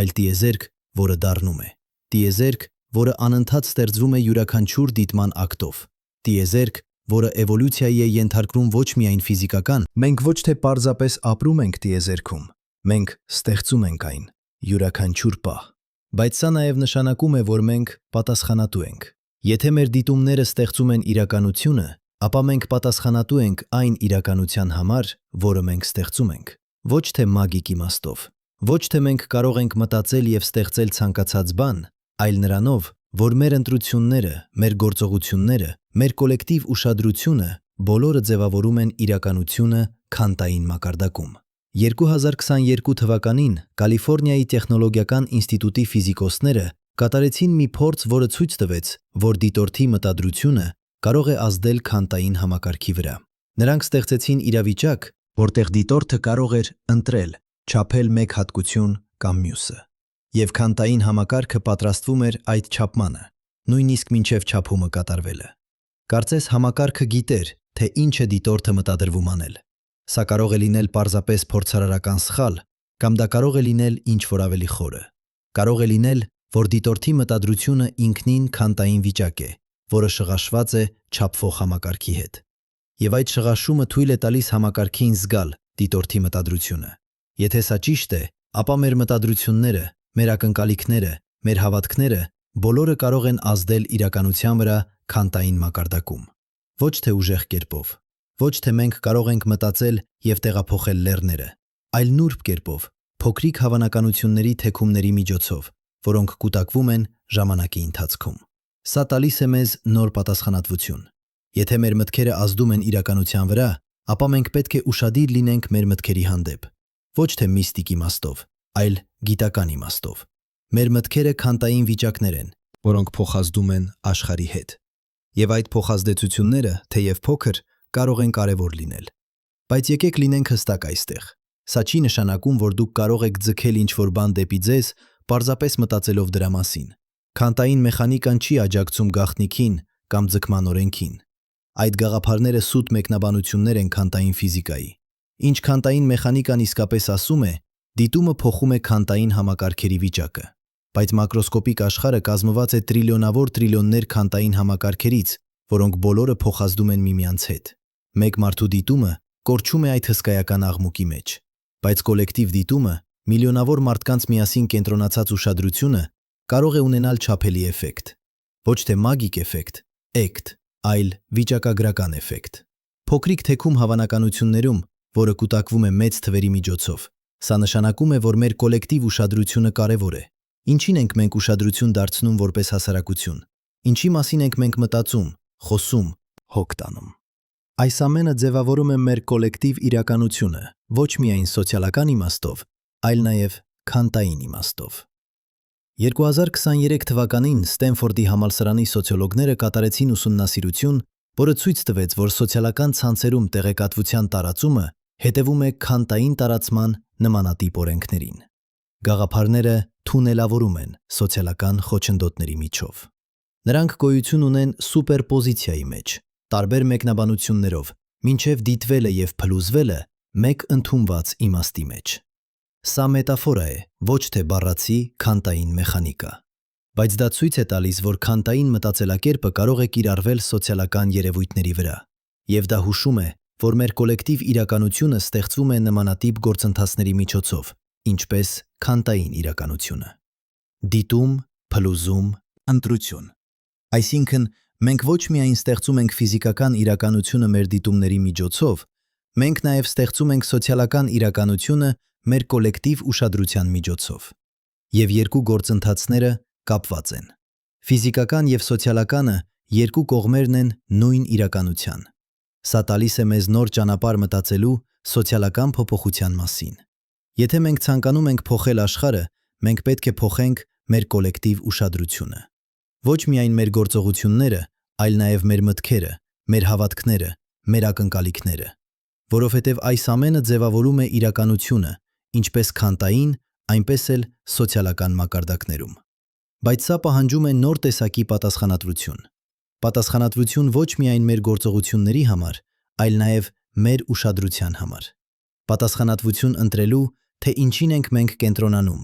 ինչին ենք մենք էներգիա տալիս, ինչին ենք մենք իրականություն տալիս մեր դիտումների միջոցով։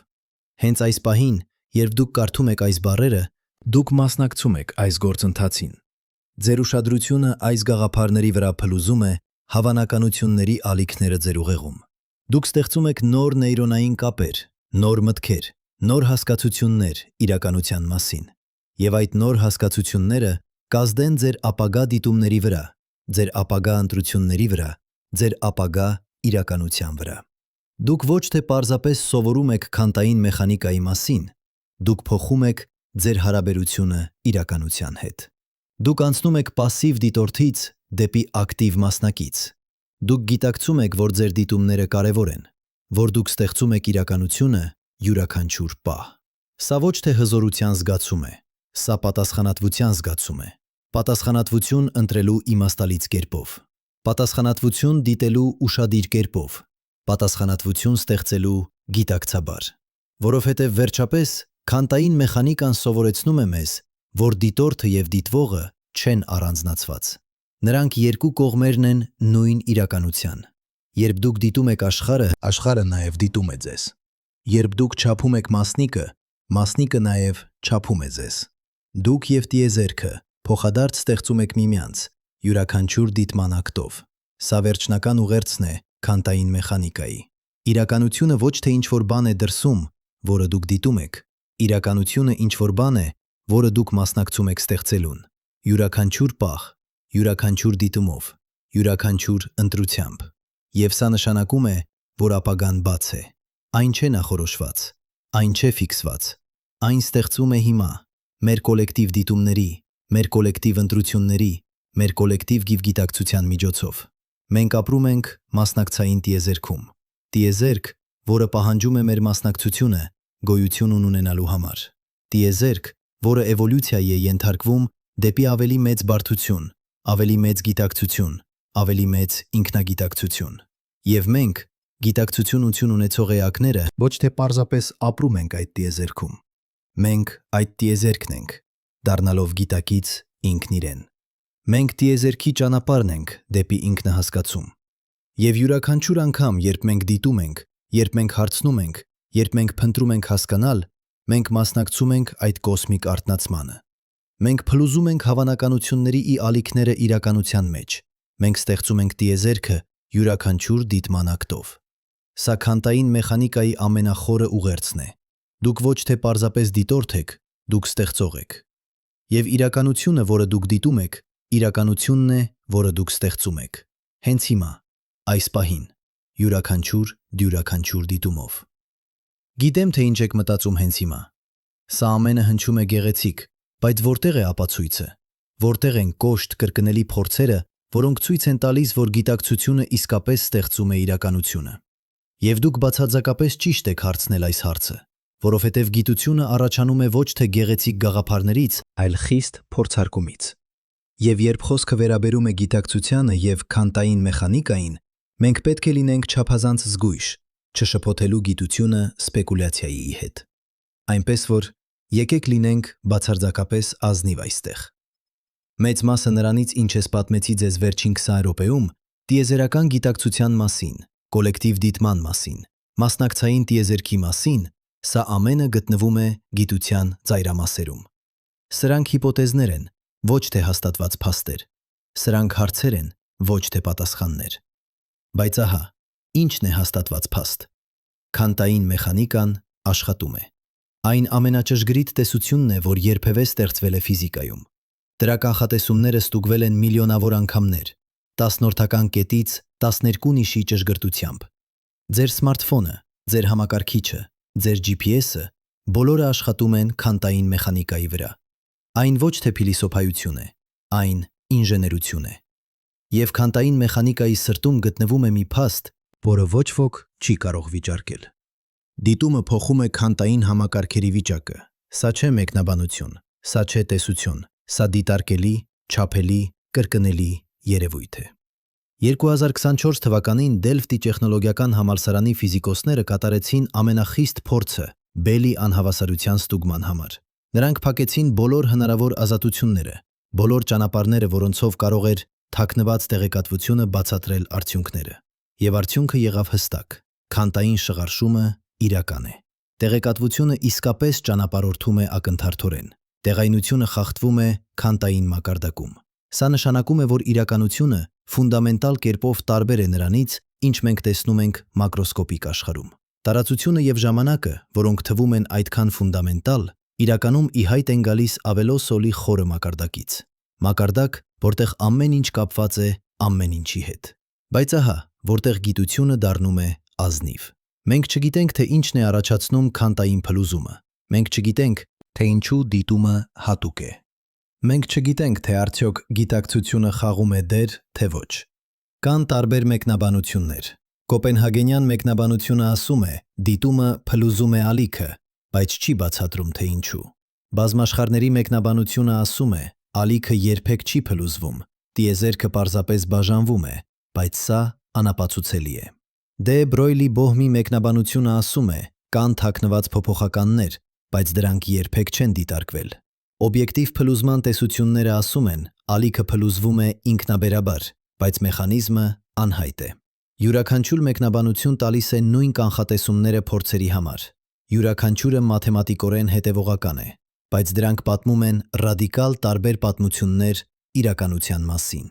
Այսինքն, մենք ունենք տեսություն, որը կատարյալ աշխատում է, բայց մենք չգիտենք, թե ինչ է այն իսկապես ասում իրականության մասին։ Սա անհավատալի իրավիճակ է։ Դա կարծես ունենալ կատարյալ քարտեզ, բայց չգիտենալ, թե որ ուղղությամբ է հյուսիսը։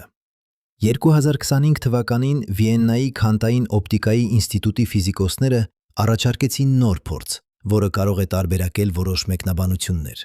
Նրանք ցանկանում են ստեղծել իրավիճակ, որտեղ մի մասնիկ դրվում է սուպերպոզիցիայի մեջ այնքան երկար, որ դրա սեփական գրավիտացիան դառնում է չափելի։ Եթե Փենդրոուզի օբյեկտիվ ռեդուկցիայի տեսությունը ճիշտ է, սուպերպոզիցիան պետք է փլուզվի որոշակի ժամանակից հետո, անկախ դիտումից։ Եթե Կոպենհագենյան մեկնաբանությունը ճիշտ է, սուպերպոզիցիան պետք է պահպանվի անորոշ ժամանակ, մինչև դիտումը։ Այս փորձը դեռ չի կատարվել։ Տեխնիկան դեռ չի զարգացել բավականաչափ, բայց 3-5 տարվա ընթացքում այն հնարավոր կլինի։ Եվ երբ այն կատարվի, մենք կունենանք պատասխան մեկ ամենախորը հարցերին. արդյոք փլուզումը օբյեկտիվ գործընթաց է, թե այն պահանջում է դիտորդ։ Բայց նույնիսկ եթե պարզվի, որ փլուզումը օբյեկտիվ է, սա դեռ չի լուծի գիտակցության խնդիրը, որովհետև մենք դեռ պետք է բացատրենք, թե ինչու կա սուբյեկտիվ փորձ, ինչու կա ինչ-որ բան, որը նման է լինել ինձ։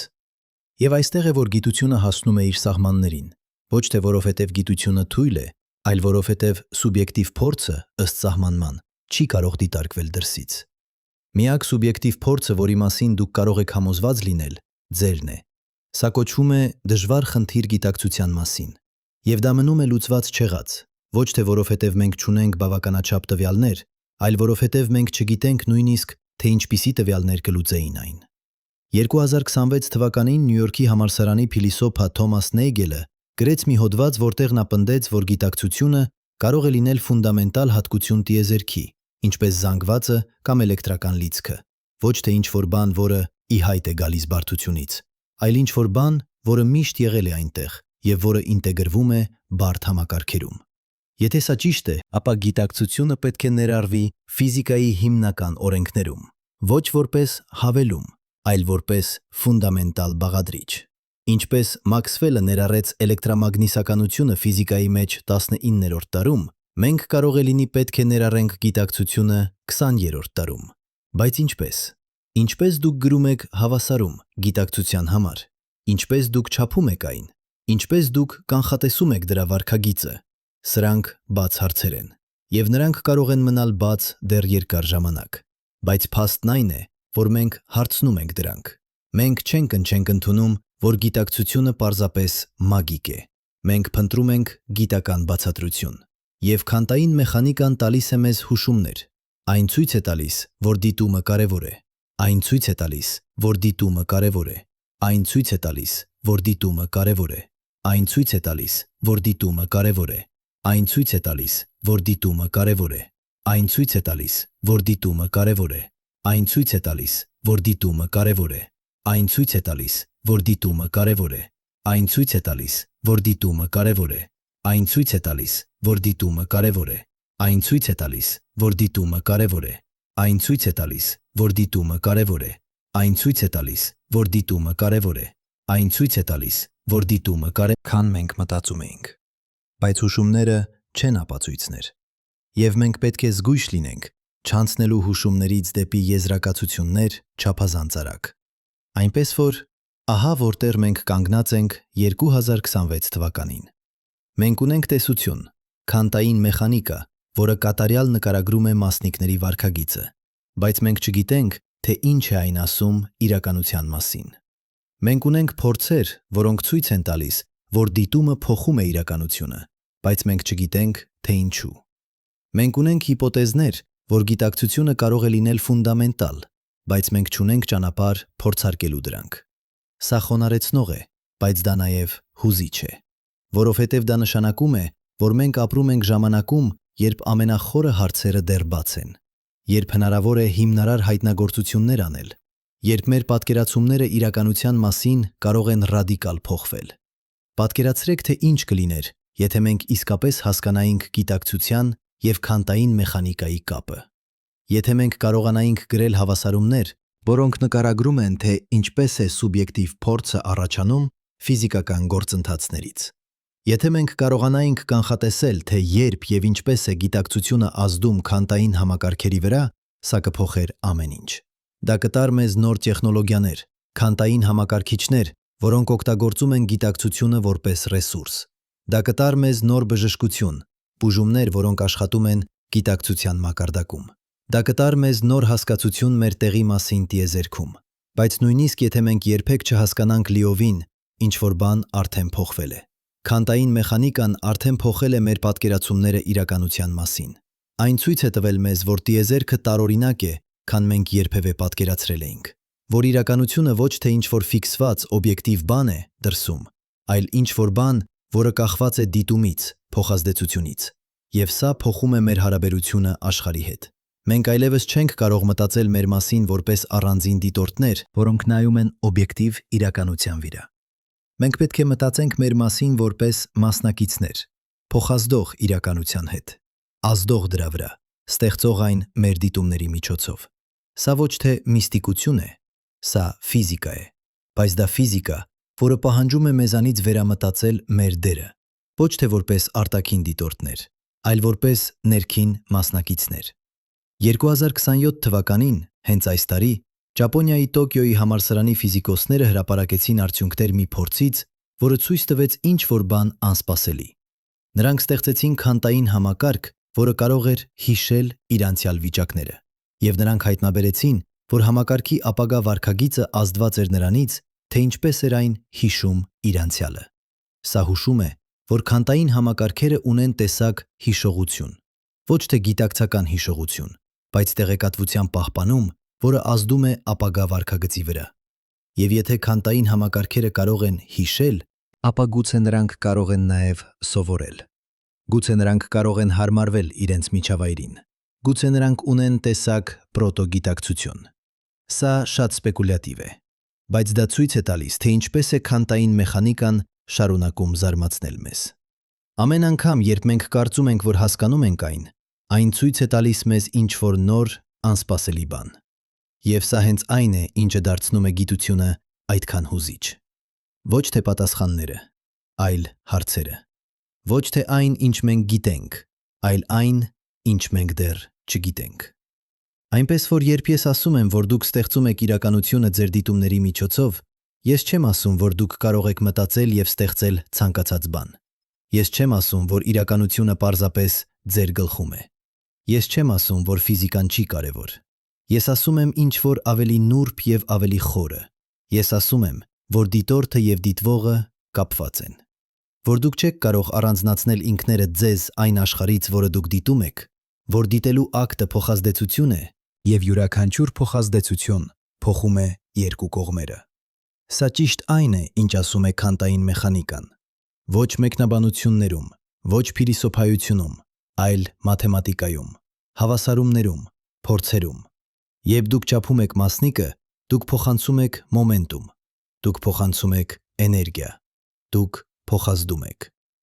Եվ այդ փոխազդեցությունը փոխում է մասնիկի վիճակը։ Սա ֆիզիկա է, ոչ թե մագիկ, բայց ահա ինչն է խորը։ Քանտային մեխանիկայում փոխազդեցությունը չի պարզապես փոխում մասնիկի դիրքը կամ արագությունը, այն փոխում է մասնիկի բնույթը։ Այն փլուզում է հավանականությունների ալիքը որոշակի վիճակի մեջ։ Այն ստիպում է մասնիկին ընտրել մեկ իրականություն բազմաթիվ հնարավորությունների միջից։ Եվ այդ ընտրությունը կախված է փոխազդեցությունից, կախված է նրանից, թե ինչպես եք դուք չափում, կախված է ձեր փորձարարական կարգավորումից, կախված է որոշ իմաստով ձեր հարցից։ Այսինքն, իրականությունը, որը դուք դիտում եք, կախված է հարցից, որը դուք տալիս եք։ Սա ոչ թե սուբյեկտիվիզմ է, սա քանտային մեխանիկայի օբյեկտիվ հատկություն է։ 2028 թվականին, հաջորդ տարի, Ժնևայում CERN-ում պլանավորվում է մի փորձ, որը կփորձի ստուգել սա ավելի մեծ մասշտաբով։ Նրանք ցանկանում են ստեղծել քանտային շղաշված մասնիկներ եւ ուղարկել դրանք տարբեր լաբորատորիաներ ամբողջ Եվրոպայում։ Հետո տարբեր լաբորատորիաներում գիտնականները կչափեն այդ մասնիկները տարբեր կերպերով միաժամանակ։ Հարցն այն է, արդյոք մեկ լաբորատորիայի չափումը կազդի մյուս լաբորատորիայի արդյունքների վրա։ Ստանդարտ քանտային մեխանիկան ասում է այո։ Շղաշված մասնիկները մնում են կապված անկախ հեռավորությունից։ Բայց այս փորձը կստուգի դա անհամեմատ մեծ հեռավորությունների վրա, քան երբևէ փորձարկվել է։ Եթե արդյունքները հաստատեն քանտային մեխանիկան, դա կլինի եւս մեկ ապացույց, որ իրականությունը ֆունդամենտալ կերպով ոչ տեղային է, որ այստեղ եւ այնտեղ հասկացությունները կորցնում են իմաստը, քանտային մակարդակում, որ ամեն ինչ կապված է ամեն ինչի հետ ավելի խորը մակարդակում։ Եվ եթե ամեն ինչ կապված է, ապա յուրաքանչյուր դիտում, յուրաքանչյուր չափում, յուրաքանչյուր փոխազդեցություն ազդում է ամբողջ համակարգի վրա։ Ոչ թե ուժեղ կերպով, ոչ թե դուք կարող եք փոխել աստղերի ուղիները ձեր մտքերով, այլ նուրբ կերպով։ Քանտային մակարդակում ձեր դիտումները մասնակցում են իրականության ստեղծմանը։ Սա վերջնական ուղերձն է, որը ես ուզում եմ թողնել ձեզ։ Ոչ թե դուք ամենազոր եք, ոչ թե դուք կարող եք վերահսկել իրականությունը ձեր կամքով, այլ որ դուք մասնակից եք, որ ձեր դիտումները կարևոր են, որ դուք կապված եք այն աշխարհի հետ, որը դուք դիտում եք։ Եվ այդ կապը ոչ թե թուլություն է, այն ուժ է, որովհետև դա նշանակում է, որ դուք կարող եք ազդել, ոչ թե մագիկ կերպով, այլ ձեր ընտրությունների միջոցով, ձեր ուշադրության միջոցով, ձեր մտեր մասնակցության միջոցով։ Հենց այս պահին, երբ դուք կարդում եք այս բառերը, տրիլիոնավոր քանտային իրադարձություններ են տեղի ունենում ձեր ուղեղում։ Ֆոտոնները հարվածում են ձեր ռետինային, էլեկտրոնները հոսում են ձեր նեյրոնների միջով, նեյրոտրանսմիտերները կապվում են ընկալիչների հետ։ Յուրաքանչյուր այս իրադարձություն քանտային փոխազդեցություն է, եւ յուրաքանչյուր այս փոխազդեցություն փլուզում է հավանականությունների ալիքները որոշակի վիճակների մեջ։ Ձեր ուղեղը անընդհատ ընտրում է մեկ իրականություն բազմաթիվ հնարավորությունների միջից, ոչ գիտակցաբար, ոչ կամովի, այլ պարզապես քանտային մեխանիկայի օրենքների միջոցով։ Բայց այդ ընտրությունները կուտակվում են, նրանք ստեղծում են ձեր մտքերը, ձեր հիշողությունները, ձեր գիտակցությունը։ Նրանք ստեղծում են ձեր սուբյեկտիվ փորձը այս պահի, եւ այդ սուբյեկտիվ փորձը իրական է։ Այն ոչ թե պարզապես ֆիզիկական գործընթացներ է, այն ինչ-որ բան է ավելին, այն ինչ-որ բան, որը նման է լինել ձեզ։ Եվ այդ ինչ-որ բանը կարող է լինել ամենախորը գաղտնիքը տիեզերքում։ Մենք չգիտենք, թե ինչպես է սուբյեկտիվ փորձը առաջանում ֆիզիկական գործընթացներից։ Մենք չգիտենք, թե ինչու կա գիտակցություն։ Մենք չգիտենք, թե ինչ է դրա դերը քանտային մեխանիկայում, բայց մենք գիտենք, որ այն իրական է։ Մենք գիտենք, որ այն կարևոր է։ Եվ մենք գիտենք, որ այն կապված է ֆիզիկական աշխարհի հետ ավելի խորը կերպով, քան մենք երբևէ պատկերացրել էինք։ Քանտային մեխանիկան բացել է դուռ դեպի այդ խորը կապը։ Այն ցույց է տվել մեզ, որ դիտումը փոխում է իրականությունը, որ դիտորդը եւ դիտվողը կապված են, որ գիտակցությունը եւ ֆիզիկան երկու կողմերն են նույն իրականության։ Բայց մենք դեռ կանգնած ենք այդ դռան շեմին։ Մենք դեռ չենք անցել։ Մենք դեռ չգիտենք, թե ինչ է մյուս կողմում, եւ գուցե դա լավ է։ Գուցե գաղտնիքը պահելը կարևոր է, գուցե չգիտենալը մաս է փորձի։ Որովհետև երբ դուք չգիտեք, դուք բաց եք, դուք հարցնում եք, դուք փնտրում եք, դուք զարմանում եք։ Եվ զարմանքը, այդ զգացումը, երբ դուք հանդիպում եք ինչ-որ բանի, որը գերազանցում է ձեր հասկացողությունը, սա կարող է լինել ամենաարժեքավոր բանը։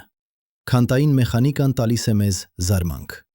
Այն ցույց է տալիս մեզ տիեզերք, որը տարօրինակ է, քան մենք երբևէ պատկերացրել էինք։ Տիեզերք, որտեղ մասնիկները կարող են լինել երկու տեղում միաժամանակ, որտեղ տեղեկատվությունը կարող է ճանապարհորդել ակնթարթորեն, որտեղ դիտումը փոխում է իրականությունը, որտեղ ապագան կարող է ազդել անցյալի վրա, որտեղ ամեն ինչ կապված է ամեն ինչի հետ։ Սա տիեզերք է, որը պահանջում է մեզանից վերամտածել ամեն ինչ։ Մեր պատկերացումները տարածության եւ ժամանակի մասին, մեր պատկերացումները պատճառականության մասին, մեր պատկերացումները իրականության մասին, մեր պատկերացումները մեր սեփական դերի մասին այդ իրականության մեջ։ Եվ գուցե, վերջապես, սա ամենակարևոր դասն է։ Ոչ թե որ մենք ունենք բոլոր պատասխանները, այլ որ մենք պատրաստ ենք հարցնել հարցերը։ Ոչ թե որ մենք վերահսկում ենք իրականությունը, այլ որ մենք մասնակցում ենք դրան։ Ոչ թե որ մենք առանձին ենք, այլ որ մենք կապված ենք։ Կապված միմյանց հետ, կապված աշխարհի հետ, կապված տիեզերքի հետ, կապված այն խորը գաղտնիքի հետ, որը գտնվում է ամեն ինչի սրտում։ Եվ այդ կապը, այդ խորը, քանտային, անբաժանելի կապը, սա կարող է լինել ամենակարևոր բանը, որ մենք երբևէ հայտնաբերել ենք։ Ոչ թե որովհետև այն տալիս է մեզ ուժ, այլ որովհետև այն տալիս է մեզ պատկանելություն։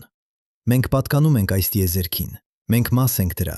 մենք դրա ճանապարհն ենք դեպի ինքնագիտակցություն։ Եվ յուրաքանչյուր անգամ, երբ մենք դիտում ենք, երբ մենք հարցնում ենք, Երբ մենք զարմանում ենք, մենք մասնակցում ենք այդ կոսմիկ արթնացմանը։ Սա քանտային մեխանիկայի ամենախորը ուղերձն է։ Ոչ թե դուք ստեղծում եք իրականությունը մտքի ուժով, այլ որ դուք մասնակից եք իրականության ստեղծմանը, յուրաքանչյուր դիտման ակտով, յուրաքանչյուր ընտրությամբ, յուրաքանչյուր պահով գիտակցության։ Հենց հիմա։ Բայց հիմա եկեք կանգ առնենք։ Եկեք հեռանանք մաթեմատիկայից, փորձերից, տեսություններից։ Եկեք հարցնենք ավելի խորը հարց. ինչու։ Ինչու տիեզերքը կառուցված է այսպես։ Ինչու քանտային մեխանիկան գոյություն ունի։ Ինչու իրականությունը հավանականությունների ալիք է, որը փլուզվում է դիտման ժամանակ։ Ինչու ոչ թե պարզապես կոնկրետ, որոշակի, կանխատեսելի աշխարհ։ Մենք չգիտենք։ Եվ գուցե սա ամենակարևոր պատասխանն է, որը գիտությունը կարող է տալ։ Մենք չգիտենք։ 2025 թվականին Նոբելյան մրցանակակիր ֆիզիկոս Ռոջեր Փենրուզը տվեց հարցազրույց, որտեղ նրան հարցվին, արդյոք մենք երբևէ կհասկանանք գիտակցությունը։ Նրա պատասխանը եղավ պարզ եւ ազնիվ. գուցե ոչ։ Գուցե կան հարցեր, որոնք գերազանցում են մարդկային ճանաչողության սահմանները։ Սա չէ պարտություն։ Սա խոնարհություն է։ Մենք, մարդիկ, ապրում ենք մոտավորապես 70 տարի։ Մեր ուղեղները էվոլյուցիայի են ենթարկվել սավաննայում գոյատևելու համար, ոչ թե հասկանալու քանտային մեխանիկան։ Մեր զգայարանները ընկալում են էլեկտրամագնիսական սպեկտրի փոքրիկ մասը։ Մեր մտածողությունը սահմանափակված է 3 տարածական չափումներով եւ 1 ժամանակային ուղղությամբ։ Եվ այնուամենայնիվ, այս սահմանափակ էակները կարողացել են հասկանալ ատոմների կառուցվածքը, գալակտիկաների էվոլյուցիան, տիեզերքի ծագումը, կյանքի քիմիան, գենետիկական կոդը։ Սա անհավատալի է։ Բայց դա չի նշանակում, որ մենք կարող ենք հասկանալ ամեն ինչ։ Գուցե կան հարցեր, որոնք ֆունդամենտալ կերպով անհասանելի են մեզ համար։ Ոչ թե որովհետև մենք բավականաչափ խելացի չենք, այլ որովհետև այդ հարցերը պահանջում են տեսակ ճանաչողություն, որը մենք չունենք։ Պատկերացրեք մրջյունի, փորձելով հասկանալ քանտային մեխանիկան։ Մրջյունը ունի նեյրոններ, այն կարող է սովորել, այն կարող է լուծել խնդիրներ, բայց այն երբեք չի հասկանա Շրյոդինգերի հավասարումը։ Ոչ թե որովհետև այն բավականաչափ խելացի չէ, այլ որովհետև դրա ուղեղը չի կառուցված այդ տեսակի մտածողության համար։ Գուցե մենք նման ենք մրջյուններին, երբ փորձում ենք հասկանալ գիտակցության եւ իրականության վերջնական բնույթը։ Գուցե կա մակարդակ իրականության, որը պարզապես գերազանցում է մեր ճանաչողական կարողությունները, բայց եթե այդպես է, ապա ինչու փորձել։ Ինչու շարունակել հարցնել հարցեր, եթե մենք երբեք չենք ստանա վերջնական պատասխաններ։ 2018 թվականին Կեմբրիջի տեսաբան Սթիվեն Հոքինգը իր վերջին գրքում գրեց. «Փիլիսոփայությունը մեռել է»։ Նա նկատի ուներ, որ ֆիզիկան դարձել է այնքան բարդ, որ փիլիսոփաները այլևս չեն կարող հետևել։ Որ մեծ հարցերը իրականության բնույթի, ժամանակի, պատճառականության մասին այժմ պատասխանվում են ֆիզիկոսների կողմից, ոչ թե փիլիսոփաների։ Բայց Հոքինգը սխալվում էր։ Փիլիսոփայությունը չի մեռել, այն ավելի անհրաժեշտ է, քան երբևէ, որովհետև ֆիզիկան կարող է պատմել մեզ, թե ինչ է տեղի ունենում, բայց միայն փիլիսոփայությունը կարող է հարցնել ինչու։ Միայն փիլիսոփայությունը կարող է հարցնել ինչ է դա նշանակում։ Միայն փիլիսոփայությունը կարող է կապել գիտական հայտնագործությունները մարդկային փորձի հետ։ Քանտային մեխապարան պատմում է մեզ, որ դիտումը փլուզում է հավանականությունների ալիքը։ Սա գիտական փաստ է, բայց ինչ է դա նշանակում մեր համար, որպես մարդկային էակների։ Ինչպես պետք է մենք ապրենք այս գիտելիքով։ Ինչպես պետք է մենք վերաբերվենք աշխարհին, եթե գիտենք, որ մեր դիտումները մասնակցում են դրա ստեղծմանը։ Սրանք փիլիսոփայական հարցեր են, եւ դրանք նույնքան կարևոր են, որքան գիտական հարցերը։ Եկեք մտածենք այս մասին անձնական մակարդակում։ Դուք արթնանում եք առավոտյան, դուք բացում եք ձեր աչքերը, լույսը մտնում է ձեր ռետինա, ֆոտոնները փոխակերպվում են էլեկտրական ազդանշանների, ձեր ուղեղը մշակում է այդ ազդանշանները, եւ հանկարծ կա աշխարհ, ծառեր, երկինք, արև, սենյակ, մարդիկ։ Բայց ըստ քանտային մեխանիկայի այդ ամենը, մինչև դուք չբացեք ձեր աչքերը, գոյություն ուներ որպես հավանականությունների ալիք։ Ոչ թե որոշակի, կոնկրետ, իրական, այլ տարածված բոլոր հնարավոր վիճակների վրա։ Ձեր դիտումը, ձեր աչքերը բացելու ակտը փլուզեց այդ ալիքը։ Դուք ընտրեցիք մեկ աշխարհ անհամար հնարավոր աշխարհների միջների միջից, բայց դուք չզգացիք այդ ընտրությունը։ Դուք չորոշեցիք գիտակցաբար։ Դուք պարզապես բացեցիք ձեր աչքերը եւ աշխարհը այնտեղ էր։ Այսինքն, ստեղծումը տեղի է ունենում ոչ գիտակցաբար, յուրաքանչյուր պահ, յուրաքանչյուր դիտումով։ Դուք անընդհատ ստեղծում եք իրականությունը, առանց նույնիսկ գիտակցելու դա։ Սա փոխում է ամեն ինչ։ Երբ դուք նայում եք ծառի, դուք չեք տեսնում ծառը, որը այնտեղ է։ Դուք տեսնում եք ծառը, որը ձեր դիտումը ստեղծեց այդ պահին, ծառ, որը առաջացավ փոխազդեցությունից ձեր եւ աշխարհի միջև։ Սա չի նշանակում, որ ծառը ձեր գլխում է, ծառը իրական է, բայց դրա իրականությունը ոչ թե անկախ է ձեզանից, այն ի հայտ է գալիս հարաբերության մեջ ձեզ հետ։ Փիլիսոփաները կոչում են սա ի հայտ գալիս հարաբերության մեջ ձեզ հետ։ Փիլիսոփաները կոչում են սա ի հայտ գալիս հարաբերության մեջ ձեզ հետ։ Փիլիսոփաները կոչում են սա ի հայտ գալիս հարաբերության մեջ ձեզ հետ։ Փիլիսոփաները կոչում են սա ի հայտ գալիս հարաբերության մեջ ձեզ հետ։ Փիլիսոփաները կոչում են սա ի հայտ գալիս հարաբերության մեջ ձեզ հետ։ Փիլիսոփաները կոչում են սա ի հայտ գալիս հարաբերության մեջ ձեզ հետ։ Փիլիսոփաները կոչում են սա ի հայտ գալիս հարաբերության մեջ ձեզ հետ։ Փիլիսոփաները կոչում են սա ի հայտ գալիս հարաբերության մեջ ձեզ հետ։ Փիլիսոփաները կոչում են սա ի հայտ գալիս հարաբերության մեջ ձեզ հետ։ Փիլիսոփաները կոչում են սա ի հայտ գալիս հարաբերության մեջ ձեզ հետ։ Փիլիսոփաները կոչում են սա ի հայտ գալիս հարաբերության մեջ ձեզ հետ։ Փիլիսոփաները կոչում են սա ի հայտ գալիս հարաբերության մեջ ձեզ հետ։ Փիլիսոփաները կոչում են սա ի հայտ գալիս հարաբերության մեջ ձեզ հետ։ Փիլիսոփաները կոչում են սա ի հայտ գալիս հարաբերության մեջ ձեզ հետ։ Փիլիսոփաները կոչում են սա ի հայտ գալիս հարաբերության։ Ապա յուրաքանչյուր էակի դիտումները ստեղծում են մի փոքր այլ իրականություն։ Ոչ թե լիովին այլ, բայց մի փոքր այլ։ Պատկերացրեք, որ իրականությունը նման է ջազային նվագախմբի։ Յուրաքանչյուր երաժիշտ նվագում է իր սեփական գործիքը։ Յուրաքանչյուրը ներդրում է ունենում երաժշտության մեջ, բայց երաժշտությունը, ամբողջական ձայնը, առաջանում է բոլոր գործիքների համատեղ նվագից։ Նմանապես, իրականությունը առաջանում է բոլոր դիտորդների համատեղ դիտումներից։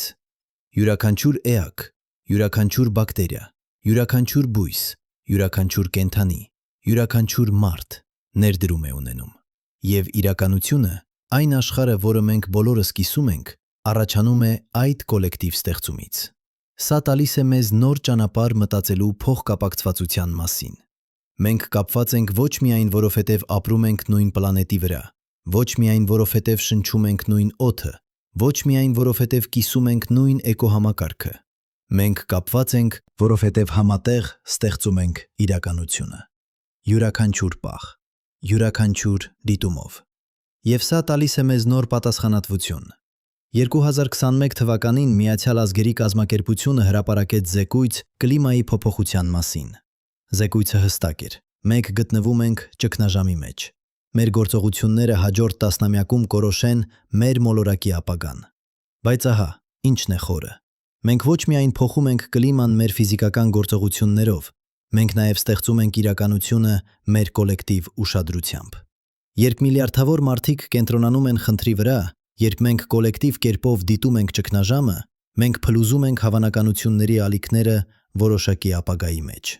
Սա չի նշանակում, որ մենք կարող ենք լուծել կլիմայի փոփոխությունը միայն մտածելով դրա մասին։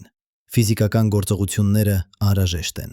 բայց մեր կոլեկտիվ ուշադրությունը, մեր կոլեկտիվ մտադրությունը, մեր կոլեկտիվ գիտակցությունը, այս ամենը նույնպես կարևոր է, որովհետև դրանք ձևավորում են, թե ինչ ապագա է հնարավոր։ Դրանք բացում են որոշ ուղիներ և փակում մյուսները։ Դրանք ստեղծում են այն իրականությունը, որի մեջ մենք ապրում ենք։ Սա ոչ թե միստիկություն է, սա սոցիալական ֆիզիկա է։ Կոլեկտիվ ուշադրությունը ստեղծում է սոցիալական իրականություն, և սոցիալական իրականությունը ազդում է ֆիզիկական իրականությանի վրա մեր գործողությունների միջոցով։ Այսինքն, ամեն ինչ կապված է։ Քանտային, կենսաբանական, սոցիալական, ֆիզիկական, բոլոր մակարդակները փոխազդում են միմյանց հետ։ Եվ մենք, գիտակցություն ունեցող էակները, գտնվում ենք այդ փոխազդեցության կենտրոնում։ Բայց սա նաև նշանակում է, որ մենք չենք վերահսկում։ Մենք ազդում ենք, բայց մենք չենք որոշում։ Մենք մասնակցում ենք, բայց մենք չենք ստեղծում միայնակ։ Իրականությունը առաջանում է անհամար փոխազդեցություններից։ քանտային տատանումներ, մոլեկուլային բախումներ, բջջային գործընթացներ, նեյրոնային կրակոցներ, սոցիալական փոխազդեցություններ, էկոլոգիական հարաբերություններ, կոսմիկական իրադարձություններ։ Յուրաքանչյուր մակարդակ ազդում է մյուսների վրա, յուրաքանչյուրը ներդրում է ունենում ամբողջի մեջ, եւ ամբողջը, այն ինչ մենք կոչում ենք իրականություն, առաջանում է այդ անվերջ բարդ փոխազդեցությունից։ Մենք մաս ենք այդ գործընթացի, կարևոր մաս, բայց միայն մաս, եւ սա պետք է լինի խոնարհեցնող։ Մենք չենք տիեզերքի կենտրոնը, մենք չենք ստեղծում իրականությունը մեր կամքով, մենք չենք աստվածներ, բայց մենք նաեւ չենք անկարևոր։ Մենք չենք պարզապես պասիվ դիտորդներ, մենք չենք փոշի մասնիկներ անտարբեր տիեզերքում։ Մենք մասնակիցներ ենք, համաստեղծողներ ենք։ Մենք տիեզերքի ճանապարհն ենք դեպի ինքնագիտակցություն, եւ սա տալիս է մեզ եւ խոնարհություն,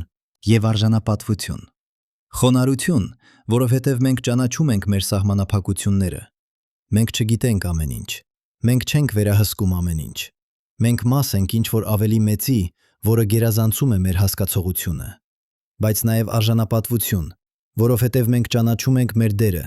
մենք կարևոր ենք, մեր դիտումները կարևոր են, մեր ընտրությունները կարևոր են։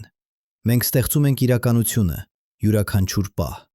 Սա հավասարակշռություն է, որը մենք պետք է գտնենք։ Խոնարհություն եւ արժանապատվություն, ճանաչում մեր սահմանափակությունների եւ ճանաչում մեր ուժի։ 2027 թվականին, հենց այս տարի, Ջեյմս Ուեբի տելեսկոպը հայտնաբերեց ավելի քան 100 նոր գալակտիկաներ տիեզերքի ամենահեռավոր անկյուններում։ Գալակտիկաներ, որոնք ձևավորվել են 13 միլիարդ տարի առաջ, ընդամենը 700 միլիոն տարի մեծ պայթյունից հետո։ Յուրաքանչյուր այդ գալակտիկաներում կան միլիարդավոր աստղեր։ Յուրաքանչյուր աստղի շուրջ հնարավոր են պլանետներ։ Որոշ այդ պլանետների վրա հնարավոր է կյանք։ Որոշ այդ կյանքի ձևերը հնարավոր է զարգացել են դեպի գիտակցություն։ Եվ եթե այդպես է, ապա հենց այս պահին տիեզերքի անհամար անկյուններում անհամար էակներ են դիտում իրենց աշխարհները։ Անհամար գիտակցություններ են փլուզում հավանականությունների ալիքները իրականության մեջ։ Անհամար մասնակիցներ են ստեղծում տիեզերական իրականությունը։ Մենք միայնակ չենք, ոչ թե այն իմաստով, որ մենք հանդիպել ենք այլ մոլորակայիններին, այլ այն իմաստով, որ մենք մաս ենք ինչ-որ ավելի մեծի, տիեզերական գործընթացի, որը տարածված է ամբողջ տիեզերքում, գործընթացի, որի միջոցով տիեզերքը դառնում է գիտակից ինքն իրեն։ Յուրաքանչյուր գիտակցություն ունեցող էակ, այստեղ երկրի վրա, այլ պլանետների վրա, այլ գալակտիկաներում, յուրաքանչյուրը տեղային աչք է, որով տիեզերքը դիտում է ինքն իրեն։ Եվ յուրաքանչյուր այդ դիտումներ ներդրում է ունենում ամբողջի մեջ։ Յուրաքանչյուրը փլուզում է հավանականությունների ալիքները, յուրաքանչյուրը ստեղծում է իրականությունը։ Սա տալիս է մեզ նոր ճանապարհ մտածելու մեր տեղի մասին տիեզերքում։ Մենք ոչ թե կենտրոնն ենք, բայց մենք նաև ոչ թե ծայրամասերն ենք։ Մենք մասնակիցներ ենք, համաստեղծողներ ենք։ Եվ յուրաքանչյուր անգամ, երբ մենք դիտում ենք, երբ մենք զարմանում ենք, երբ մենք հարցնում ենք, մենք մասնակցում ենք տիեզերքի ինքնահայտնագործությանը։ Սա վերջնական իմաստն է, որը ես տեսնում եմ քանտային մեխանիկայում։ Ոչ թե որ մենք ամենազոր ենք, ոչ թե որ մենք վերահսկում ենք իրականությունը, ոչ թե որ մենք կենտրոնն ենք, այլ որ մենք մասնակիցներ ենք ինչ-որ անհավատալի գեղեցիկ եւ անհավատալի խորը գործընթացի մեջ։ Գործընթացի, որի միջոցով տիեզերքը, այս հսկայական 14 միլիարդ տարեկան, 9-10 միլիարդ լույսի տարիլայնությամբ տիեզերքը դառնում է գիտակից ինքն իրեն։ Եվ մենք, այս փոքրիկ էակները, այս մոլորակի վրա, այս աստղի շուրջ, այս գալակտիկայում մենք մաս ենք այդ արթնացման։ Հիշեցեք, թե ինչպես սկսեցինք։ Ես ասացի ձեզ, որ հենց այս պահին, երբ դուք կարդում եք այս բառերը, ձեր գիտակցությունը փոխում է ֆիզիկական իրականությունը։ Հիմա վերջում ես կարող եմ ասել ձեզ, թե ինչ է դա իսկապես նշանակում։ Դա չի նշանակում, որ դուք Աստված եք։ Դա չի նշանակում, որ դուք կարող եք ստեղծել ցանկացած բան ձեր մտքերով։ Դա չի նշանակում, որ իրականությունը պարզապես ձեր գլխում է։ Դա նշանակում է ինչ-որ ավելի նուրբ եւ ավելի գեղեցիկ։ Դա նշանակում է, որ դուք կապված եք, կապված այն աշխարհի հետ, որը դուք դիտում եք, կապված բոլոր այլ էակների հետ, ովքեր նույնպես դիտում են։ կապված տիեզերքի հետ ամենախորը մակարդակում։ Դա նշանակում է, որ ձեր դիտումները կարևոր են, ոչ թե որովհետև դրանք վերահսկում են ամեն ինչ, այլ որովհետև դրանք մասնակցում են ամեն ինչի մեջ։ Դա նշանակում է, որ դուք ստեղծող եք, ոչ թե միայնակ ստեղծող, այլ համաստեղծող, միասին բոլոր այլ էակների հետ, բոլոր այլ ուժերի հետ, որոնք ձևավորում են իրականությունը։ Եվ դա նշանակում է, որ յուրաքանչյուր պահ կարևոր է։ Հենց այս պահը։ Երբ դուք կարդում եք այս բառերը, երբ լուփ լույսը մտնում է ձեր աչքերը, երբ ձեր ուղեղը մշակում է տեղեկատվությունը, երբ ձեր գիտակցությունը փլուզում է հավանականությունների ալիքները որոշակի փորձի մեջ։ Այս պահը, հենց այս պահը, երբ դուք գիտակցում եք, որ դուք գիտակցություն ունեք, երբ դուք զարմանում եք գաղտնիքի վրա, երբ դուք զգում եք կապը ամեն ինչի հետ, այս պահը մաս է տիեզերքի ինքնահայտնագործության։ Եվ սա վերջապես ամենախորը պատասխանն է հարցին. ինչու։ Ինչու քանտային մեխանիկան գոյություն ունի։ Ինչու դիտումը փլուզում է ալիքները։ Ինչու գիտակցությունը կարևոր է։ Գուցե պատասխանը պարզ է, որովհետև տիեզերքը ցանկանում է ճանաչել ինքն իրեն։ Ոչ թե ցանկանում մարդկային իմաստով, ոչ թե տիեզերքը ունի մտադրություններ կամ նպատակներ, այլ որ տիեզերքի կառուցվածքը, քանտային մեխանիկայի օրենքները, գիտակցության առաջացումը, դիտման դերը, այս ամենը մաս է գործընթացի, որի միջոցով տիեզերքը դառնում է ինքնագիտակից։ Մենք չգիտենք, թե ինչու այդ գործընթացը գոյություն ունի։ Մենք չգիտենք, թե արդյոք կա նպատակ։ Մենք չգիտենք, թե ինչ է սպասվում վերջում, բայց մենք գիտենք, որ այն տեղի է ունենում։ Հենց հիմա, ձեր մեջ, իմ մեջ։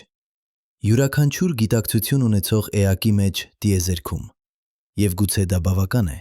Գուցե չգիտենալը վերջնական պատասխանը մաս է փորձի։ Գուցե գաղտնիքը պահելը կարևոր է։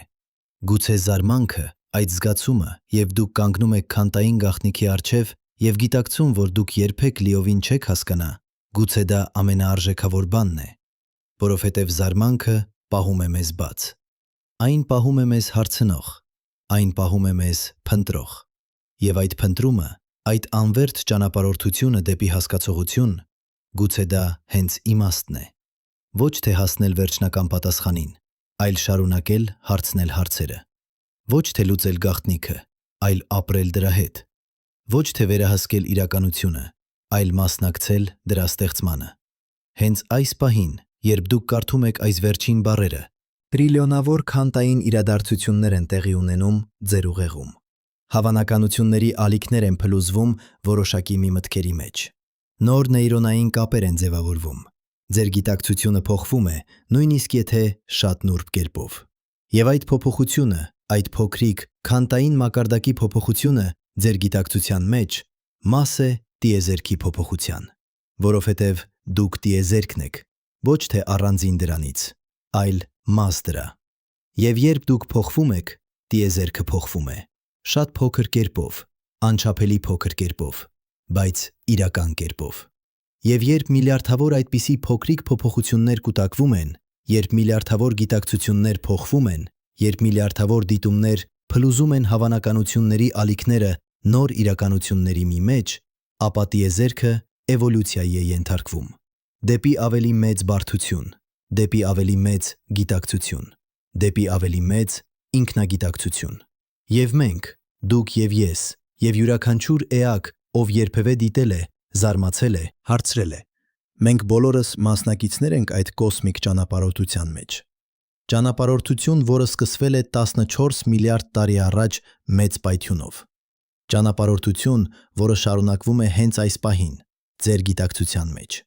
Ճանապարհորդություն, որի վերջը մենք չգիտենք, բայց ճանապարհորդություն, որը արժե անցնել, որովհետև յուրաքանչյուր պահ, յուրաքանչյուր դիտում, յուրաքանչյուր զարմանք մաս է ինչ-որ անհավատալի գեղեցիկ բանի։ Մաս է տիեզերքի, դառնալով գիտակից ինքն իրեն։ Մաս է գաղտնիքի, բացահայտվելով ինքն իրեն։ Մաս է իրականության, ստեղծվելով ինքն իրեն։ Հենց հիմա, այս պահին,